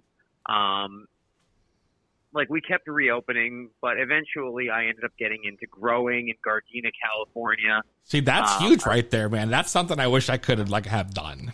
You know, I would have loved to have grown like, weed. I mean, I have, but like, professionally. It's not too late. It's never too late, brother. Well, trust me, I got this goddamn podcast now. Yeah. Okay. I'm just kidding. But like, so I started doing that, and it was the same kind of thing where like I joined in with someone else who was on, and I had a knack for it, and I liked it, and I sort of bought into it because it's the kind of thing where like you're doing it with a bunch of people. Like one dude basically owns it. You're going in to help out. He's paying you to do some stuff, and then it's like, oh man, we got to get a new air conditioning unit. How much does that shit cost? $10,000. Well, I'll pay for it, and I guess I'm part of this shit now. And that's like how it happens. So did you grow in the Long Beach area, or did you move up more north, like to the Humboldt County area? No. I mean, I'm Southern California through and through. Cool. I've actually never been that far north. I know that it sounds so crazy to people like out here. They're like, "Oh man, like what's San Francisco?" Like I'm like, I've never fucking been there. Like, it's like 9 hours away from where I grew up. Like, have you been everywhere that's 9 hours away from where you live? Goddamn. What's Ohio like, guys? Like, I don't know. Like, so, anyway, but like, so how'd you go from doing all that to moving to the East Coast then? So, all right. So like while I was doing all this, I was growing, and it's so crazy because like I talk to people and they're like, oh, so you went legitimate, and I was like, so what happened was like with all of the things I was doing, I was ending up going to court all the time, not on my own behalf, but like more like on a lobbying type thing. And then I got involved with different not-for-profit organizations and started working for them full-time in addition to growing. And then So you're a weed them activist as well as growing weed at the same time. for a very short time, yeah, because that ended up parlaying itself into working for local politicians, because I went to school for English literature and political science. So I ended up meeting up with these politicians and people at meetings, and they thought like, they're like, oh, this dude can talk. You know, he looks presentable in a suit, as all my fans know. Now, when you went to school for political science and English, did you have the ambition to eventually be in politics? No. I was going to be a high school teacher. I was going to be a high school dude. I was going to be like a high school English teacher, and The modern day Walter White. That's right. I was English teacher. It's so crazy because I was going to be a teacher, and then at the time I was just like working in a sandwich shop in LA, and then this gimmick at the weed shop opened up, and I did that, and it led to one thing to one thing to one thing. And I always think back, like, I wouldn't be in wrestling because what happened to just connect it is I ended up working for these different politicians on their campaigns and things. I ended up having different contracts with different people, different politicians, and then I ended up going to work for one located on the East Coast, and that's what brought me here. Oh, and so I didn't know that. What's really weird, so like I came to the East Coast in 2015, and when I came here, I wasn't in wrestling at all. I wasn't involved in wrestling at all. Were you a fan of wrestling? Were you watching wrestling? I had the following WWE Network. That's a start. That's a good start. I had the WWE Network, but when I moved here, I realized like how prevalent the independent scene was, because it's not that deep. It's deeper now in California, but even now it's nothing compared to here. And back when I was there, like there were very few. There was Championship Wrestling from Hollywood, and they would run basically TV tapings every weekend. But it's the same people, and nothing against them. They're great, but it was the only thing. And now there's a lot more like indies, like bar wrestling popping up and stuff like that. Like PWG is out there, but they're really far from where I am. Well, California is like the size of the entire East Coast. So, right. Yeah, exactly. You know, so it's like there's only so many people can be into wrestling in one demographic. Exactly. Good point. So when I came here, I just I hadn't been really into wrestling in a long time, but watching the network and seeing local independent stuff, I caught the bug again. And you know what, I always joke with people, like I saw an ad on a dirt sheet that I was reading. I don't know what it was, like Jeff Hardy coming back to WWE. This is back in, you know, whatever. So like I was on there and I read there was like an ad, and it was like, we're looking for writers, we pay cash, this and that. So that was music to my ears. And I was thinking, like, you know, I'm earning my living writing for these politicians and for people. I mean, I don't, maybe not switch occupations, but maybe supplement my income with something that I actually want to write about. That would be cool. Yeah. So I started writing about wrestling for different websites. A whole bunch of, like, probably the most noteworthy. Well, I mean, there's like Wrestling Inc., Lords of Pain, PWNP News, like just a whole bunch of different. All these sites that I've been to. Now, was there like one moment when you moved east where it really re-triggered your passion for wrestling outside of that ad you saw on one of the dirt sheets? Like maybe a show you went to locally, or you know, like it's so weird because I think it was really, and it's so weird to say this, I think it really was the WWE Network more than anything else, because I grew up watching wrestling from a certain era, from like 1995, 96, 97, like the WWF New Generation, you know, the NWO, the of course. Attitude Era. This is the same time we grew up. Same time we grew up, man. When you hear that glass shatter, or, you know, it's like. Yeah, but even before that, like I was much more into like the era before things got like attitude-y, like more of the new generation era. So for me to go back and to like watch that on the network was like, wow, like this is great. Like, and I started to find new things that I didn't know about before. And what that led me to, like, once I felt like I exhausted everything I wanted to see on the network, I was like, all right, well, let me see what Ring of Honor's been up to. Let me see what Impact's been up to. Let me see what's this Lucha Underground thing. What is it? Like, so I started discovering everything, and I just couldn't get enough of it. And that's why I went to Pro Wrestling Syndicate, which was a huge indie at the time. It is now, it's not the same thing, but most of the same talent. One of the owners of that are now associated with WrestlePro. Okay. So I would go to these PWS shows, these WrestlePro shows, and I was just like so into it again. And so I started, like I said, I was writing and I was also podcasting. And through that kind of stuff, you know, you'll like, I don't know if you guys have like, you know, being that you talk about like weed and stuff too and not as much wrestling, but like, so it's really easy for podcasters, you know what I mean? To hit up a promoter, as I've noticed, and be like, hey, I have this podcast. Can I come to your show and get a goddamn table and sell my bullshit and, like, interview your people? And that's cool because, like, 58% of podcasters are really cool. I know that sounds arbitrary, but it's true. It is true, man. But the problem is we've hit up people, and that because we're kind of on the weed side, they've been kind of hesitant, I feel like, to work with us. But when I've talked to some of the workers in person, they're like, yeah, let's go do it right now. You got your setup? And it's like one of those things, like an independent wrestler doesn't go to a show unless he has his gear.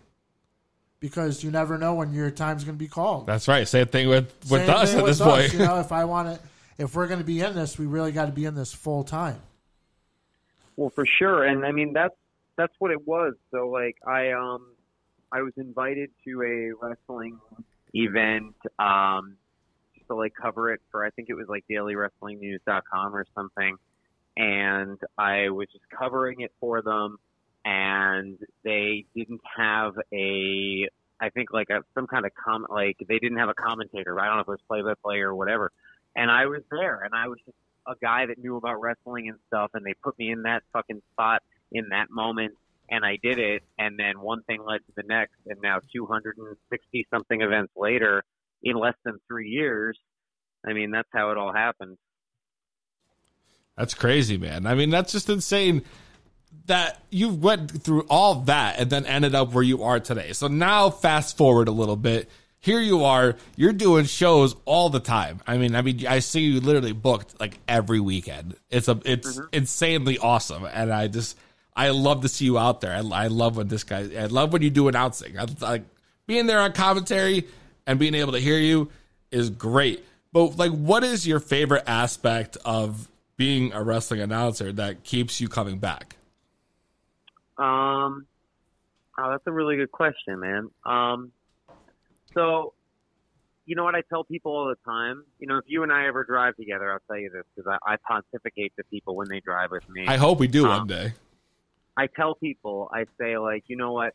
You can love the wrestling or the announcing or the commentary or whatever you do. Whatever you do, you can love it. You know, the refereeing, it don't matter. Like, whatever you do, you can love every second of it. But if you don't love the journey to and from the show and spending that time with those people that you're with in that moment, if you don't, and I know it sounds so trite because it's like, oh, you know, part of the team, it's about the journey, it's not about the destination. But like, that really is, it's not only true, but like, think about this. Think about me, okay? Last weekend, I drove 1,600 miles. I went to Philadelphia, from Jersey to Philadelphia, up to Maine, down to Washington, D.C., back up to Philadelphia, back to Jersey. I did all that, and it took me, let's say 20 hours. Everything took me 20 hours travel time. 20 hours travel time. However, I spent like 6 hours at events. You know what I mean? So if I don't love those 20 hours around the wrestling business, then there's no point in doing this. And that, honestly, as much as like I really do love doing these, and the bigger the shows get, the more I love them. The more high profile, the more like pay-per-view type stuff I do. I love that stuff. But I really love the road trips with my friends. I love hanging out before the shows and bullshitting. I love chilling afterwards and just talking about like, you know, what we all just did. I just love the camaraderie of all this. And if the camaraderie of wrestling wasn't so strong, I'm not so sure I would be strong enough to keep doing this. Because like I said, I've put 68,000 miles on my car since last July from zero. So jeez, man. Oh, wow. That's what it's all about, though, doing the drives. Mm-hmm. That's what it is. I mean, it really is. And you've just been killing it. And I know you have another interview coming up. And I feel like I could talk to you forever, but I want to do a part 2 with you in studio eventually. Because I feel like there's so much more we can get into. You know what I mean? But I just have one more question, you know? I don't have to talk to them for 15 minutes. I don't want to have dead air between now and then. Take your time. You have 15 minutes. So talk. All right. So tell me, what's your most important moment that you've had since you've started doing the wrestling? Like, what's your biggest, most defining moment for yourself? Would you say? Jesus Christ! Sorry. Being on this show for sure. Obviously, dude. I mean, this is huge. We got Mark Haggerty here in studio, or on the phone at least in studio, and it's great. You've been awesome, man. I've had a lot of what I like to refer to as tentpole moments in my career, which are just like big things that hold up everything. And I always say like you need to have those not only behind you to support like yourself in terms of your resume, but you need to have them going forward to look forward to, because if you don't have those, it's like Christmas, you know what I mean? Or whatever, or WrestleMania, or whatever big thing you look forward to every year. We all need that. And that's what people need in their careers too. I'm actually, as you know, I'm doing a seminar about this kind of stuff at Tessa Strength Wrestling. I mean, you might as well give that a plug while you're talking about it. August 29th, is that what it is? August 29th at 7 o'clock. It's Mark's Power Hour. The Mark's Power Hour. Might even have a power hour while we're doing it. Who knows? But that's the best. But like, there have been some really big things for me that I can hang my hat on so far. Obviously, I've announced a lot of really big names, and that's almost superficial at this point. To me, I was on Evolve 95, which was a really big deal for me. I am the full-time master of ceremonies for Chikara. I am the voice of Turnbuckle TV, which is a streaming service in the United Kingdom. It's just a lot of big stuff like that. And, like I said, I've got a couple of big things like that. And the other one, I was like racking my brain because, we're all in the same place probably right now. WrestleMania weekend. This is true. Is probably the biggest one for me. Because I work 11 events inside of 6 days, I think. Wow. And, that was really big for me. And the big one I'm looking forward to right now is King of Trios weekend, which is the first weekend of October. It's the biggest tournament in wrestling, really. I mean, it's 16 teams of 3. One of those teams, I don't know if you're hip to this. I don't know if you saw this, but it's Sick Mama Pump Jordan Grace. It's Little Petey Pump Petey Williams, and then Big Papa Pump Scott Steiner. So, what a lineup, dude! I gotta tell you, I'm a big fan of all 3. That's a hell of a team right there, man. That's what you get at the King of Trios tournament, right? You get any of that stuff. This is the Scott, by the way, chiming in. Yeah. What was the question? No, I was just saying the King of Trios. That's what the type of the teams you get there, right? You don't know who you're gonna get. Yeah, exactly. I mean, it's going to be cool. We've got the Carnies coming in, which is Nick Iggy, Trip Cassidy, and Kerry Awful from down south. We've got the Embassy team, the old Ring of Honor team, which is I know that Jimmy Rave and Prince Nana are on there. The Colony, which were the winners from last year. It's going to be a fucking awesome show. It's 3 days, too, which I'm really looking forward to. Yeah, dude. It's going to be amazing. I mean, what else you got coming up that you want to plug? I mean, I want to make sure that you let everybody know where you're going to be at, because I know you're just incredibly booked. Well, I mean, you said before I'm booked every weekend. I actually haven't had a weekend off since 2017. Shut up, bro. For real? Yeah, knock wood. Hopefully I keep that trend up. This weekend, as you said, we've got Test of Strength on Saturday, and then I've got Wrestlers Lab in Richfield Park, New Jersey on Sunday. Then next week is a really big week for me. We got Chikara in Allentown, Pennsylvania on Thursday. I got World of Hurt Wrestling featuring Enzo Amore on Friday. Oh, wow. That's in Whitehall, New York. Saturday is Paradise Alley. Let me just say right now on the record, okay? I was scheduled to be at Battlefront. I wish that I could be at Battlefront. And as I told my friend Dan, the only issue with me being at Battlefront is like a 4-hour drive for me. Paradise Alley is like a 90-minute drive for me. And usually I would not give a shit about that kind of thing. But the next day I'm going to be in Nashville, Tennessee with Capital Wrestling. So that extra 2.5 hours means the world to me. So, Danny, you know I love you. We're going to have a drink this weekend to talk about it. I can't wait for Battlefront. I know I'll be seeing you there too. Yeah, I'm really looking forward to Test of Strength though this weekend. That's going to be the big show, man. You know, we got a big show this weekend at Taz Rax. Don't forget, if you need tickets, you can get them online on the Test of Strength page, of course, Facebook, Twitter, all that good stuff. And Mark, would you like to plug any of your social media before I let you go? Yeah, man. I appreciate that. And, yeah, it looks good. I got the chicken farm sandwich looking at me right now, too. I'm about to eat that. So check this out, guys. Please follow me on Twitter and Instagram at Mark A. Haggerty. I put out a lot of very interesting content. I think you be the judge. Follow me and find out. Also, please follow my YouTube channel and subscribe to that. That's become increasingly important to me. It's Mark Adam Haggerty over there, and I do a vlog every Monday, which is about my weekend adventures. Haven't put one up in about 2 weeks, but I'm going to fix that this weekend. I also just debuted a new show, which is getting a lot of momentum, which I'm really excited about. It's called Locker Room Detectives. It is myself and Impact Wrestling referee Chris Levin, and we basically solve crimes or mysteries in the locker room. And the first episode is up, and it's pretty corny, you know what I mean? Like, we're just finding our footing, but it's about us looking for Bigfoot at a campground in upstate New York. And then the next one will be out next weekend, and that'll be about us at a baseball field. We're gonna be at a minor league baseball field, and who knows what kind of shenanigans we're gonna get into. So check me out on all that, guys. I appreciate it. Thank you for having me, guys. Thanks, man. It's been fun. We'll talk to you soon.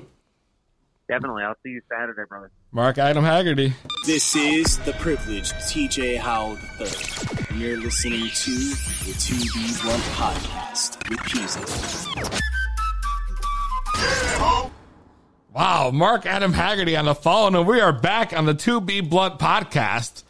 And Frank Knox looks like he's a little too high right now to get through life. I think that's an understatement. No, I'm good. He looks like he's heading towards me Sunday night. Not even close, Scott. I'm ready to do this Frank Knox top 5. Oh, you're ready to do the top 5, Frank? I'm ready to turn the leaf. Let's get right into it. It's the Frank Knox top 5. Frank Knox top 5. Frank Knox top 5. Frank Knox top 5. Frank Knox top 5. That's right. It's the Frank Knox top 5. Frank, tell him what you got this week. And I don't know what Scott's talking about. I'm fine. I'm not turning anything what he looked like on Sunday night. But here we go with my top 5 for this week. I got 3 new entries into the top 5. And starting at number 5, I got Bray Wyatt. Oh. At number 4, I got the biggest star in the land they call Japan, and that's Okada, baby. Wow. At number 3, I got the whole OC, AJ Styles, Luke Gallows, and Carl Anderson. That's right. Number 2 and number 1, nothing's going to change. Number 2, Kofi Kingston. And number 1, till you beat him or you defeat him, Brock Lesnar. And you could love it, you could hate it, but Frank don't really care what you think, baby. Wow, Frank Knox. Scott, what do you think about the top 5? I mean, that's a pretty potent top 5 right there. Just like that Charlottesville we smoked all throughout this podcast. Yeah, I know. Dude, I am lit right now. I'm lit. I'm so high. We smoked 2 blunts. We talked to Mark Haggerty for a half hour. It's amazing. What a story that guy's got, you know? And I'm literally just high and hungry as fuck right now. You guys certainly. And I can't even. The top 5 was amazing this week. I don't even got any gripes about it, but all I can think about right now is eating something right now. Dude, you know what I could really go for? What's that, bro? Is some good, long, slow cooked barbecue. I'm talking like low and slow for 14 hours. Oh, and the cooker, bro. Oh, man, dude. What's that? Little Tino son right now? Shit. Funny story about Tino right now. Do you guys know that one of the cooks there is a wrestling legend's son? Shut the fuck up. I don't think I've ever told you this. Who is it? What do you got? Luna Vachon's son works at Taino. No. In Middletown, Connecticut. Shout out to Taino. You said Taino? What the hell's Taino? Listen, I only know the wrestling knowledge. Taino, Tim McCann. Taino. Oh, my God. Taino. What is this? Hayouken. Listen, the story of the part is it's Luna Vachon's son that cooks the meat there. Yeah, well, he doesn't. Yeah, I don't give a fuck about that. I just want some good low and slow. Bro, you know what would be real good? Some low and slow meat that has been like smoked in some weed. Like you talking like OG. Like that sour D. So like I'm saying, yo man, let me get some like pork mixed with some like haze. And yeah, like you know how they use wood chips? Instead of fucking wood chips, you just use they got weed. like apple, hickory. Yeah, cherry. no hickory. You get like diesel kush, all that shit. Dude. I mean, that would be fucking amazing. Are you with me? I'm with you. I'm with you. Then I can tell you what. This is the idea we had, and that's Smokin' Bones. Where we come from, we do things a little different. We don't roast our meats. Hell, we don't even grill our meats. The only way we like our meats is smoked. So come on down to Smokin' Bones, where we serve the best meat you've ever tasted. That's been smoked like a fat doobie in our in-house smoker, using only the finest of herbs to create the smoky flavor you crave. Whether it's our rootin' tootin' loud brisket, our OG pulled pork, or our sour diesel 5-alarm pork shoulder, even our THC oil fried handcuff fries. You're guaranteed to leave here sloked. So come on down to Smokin' Bones, where you can come in hungry and leave high as fuck. You're tuned in to another episode of To Be Blunt with Peezy. To Be Blunt Podcast, we are back, and what a show we've had. I gotta say, before I close things out, though, you know, since nobody has decided to try to stump the Scott, except for Moonshine today, really. Well, I think I tried to get him once. He got me. He could have stumped me on Sunday. They could have. 860-347-110. I'm sure no one's going to even try because this man's a legend. This man's a legend. But since nobody tried to stump the Scott, Scott has told me that he has a bold prediction. Bold prediction, all right. My last one didn't work out for me with Sable coming back, but I have a new one. And we AEW announced this week, right? They announced that a couple of the matches for the first show on TNT, October 2nd, and one of them will be Kenny Omega and the Young Bucks taking on Chris Jericho and two mystery partners. Oh. So who could those mystery partners be? You know, I was kind of wondering that. I heard about that. I'm like, who the fuck could it be? Enzo and Big Cass? So I am going to say... Is that your prediction? That's my prediction. I think that could be a backup plan. I think another backup plan could be LAX. I think they got plenty of options. But I think the one that they're going to go for right now, based on who lost the Raw Tag Team titles this week, I think the Revivals... I think they're coming back. Listen, first of all, bold prediction, but it's the Revival. There's no plural. It's not the Revival. Yeah, I'm sorry. Okay. You know, you want to be stumped. Yo, come on, Scott. Guys, I'm still slurring my words from Sunday. So God, we might really have to put him in the rehab, Frank. FTR is not fuck the revival. It's fuck the renewal. And they're going to AEW. Fuck the renewal of the contract. They are going to AEW October 2nd. Scott with a bold fucking prediction. Well, I mean, Scott Wilder did defend Bret Hart, who introduced the championship at AEW. First of all, I know I might be slurring my words, but it's Scott Dawson, not Dawson. Scott Wilder. Okay, Yeah, it's not. right. It's not Dash Dawson. Oh, Scott Wilder, boy, okay? you don't want to mess with the Scott. God damn it, you know. Scott wins today. Scott with the bold prediction. And if you got anything to say about that, tough shit. Hit us up on Facebook and Twitter and tell us. We want to thank Mark Haggerty for that in-depth interview. Hopefully we get him again in studio. Make sure you check him out at Mark Haggerty on the IG. We got big interview next week. We have Joseph Von Schmidt, who already made the announcement on Facebook today. We will have him for a phone interview next week. It's going to be huge. Then following week, we have a big interview coming up too, Peezy. Don't forget. Oh, I don't know. Is it going to be next week? Yeah, it's going to be next week. We're going to do it right for the Bachelor podcast? Yeah, why not? Why not run part 1 of the interview? Well, all right. If you want to make the announcement, Frank, let him know. Ref Bill, also known as Fonzie from ECW, the manager of Taz, Sabu, and RVD, will be live on the 2B Blunt podcast. That's right. Bill Alfonso, former WWE referee, ECW manager for RVD and Sabu. You should have let him know. See, you're better off. Well, you were really hyping it. I wanted to let you go, bro. You were killing it. Former High Times magazine cover. That's right. Yeah. Exactly. And a former High Times magazine covered is Bill Alfonso. We're going to have 2-part series with Bill Alfonso coming up, starting at the Bachelor podcast. It's going to be big. It's going to be huge. It's going to be explosive. It's going to be unfiltered. It's going to be Bill Alfonso, me, Frank Knox, and a shit ton of weed. And it's going to be extreme. That's right. So check us out on all social media at 2B Blunt Podcast for all our pages. Also www.2bbluntpodcast.com. Number 2, as Frank would say. Don't fuck it up. It's the number 2 for both. And I want to thank the Scott for being here in studio. I'm sorry that no one could stump you, Scott, but I guess you're still reigning champion. That's right, baby. Pleasure Frank, to be here. You killed it today. Another explosive day. 2B Blunt Podcast. Frank's got the custom shirt on. You already know. It's Peezy. We're going down. We'll see you next week for episode 7 with Joseph Von Schmidt. It's the 2B Blunt Podcast. In come the thing called I'm the original weed man. The big one. Played by the ragamuffin, cashed out bad. No grind that we just crush it in our hand. And that's why you have to understand. Oh my son. Do ya?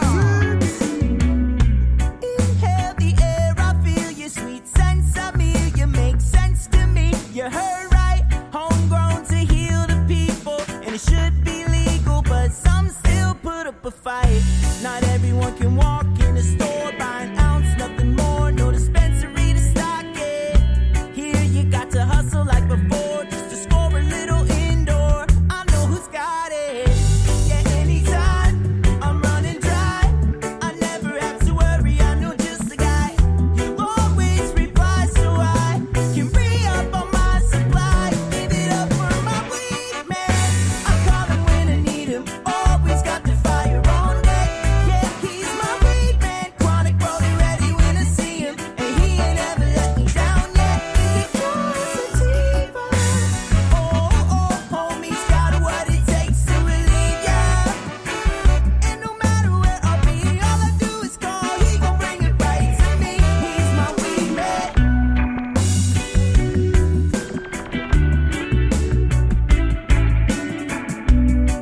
Always have it on deck. With enough respect, endless shine. See me the original Dr. Green Thumb. Roll up the raw paper or blaze the chillum. See me original weed man with the healing. Take a one puff, you get the feeling. See me knocking at your front door ready. All type of strains, cause you know me think plenty. 300 acre in a humble county. Have me license, so me no afraid of federally. Them legalize the herb so you can burn it up front. We now sell you no Reggie, we no give you no scum. Put the cushion on your grinder, roll yourself a good blunt. Red eyes of your eye for a month. Strictly cash on delivery. We put the package on a drone, get it rapidly. Sell you a clone, make you grow in your community. The weed man a enterprise, cause the hustle never die. You see?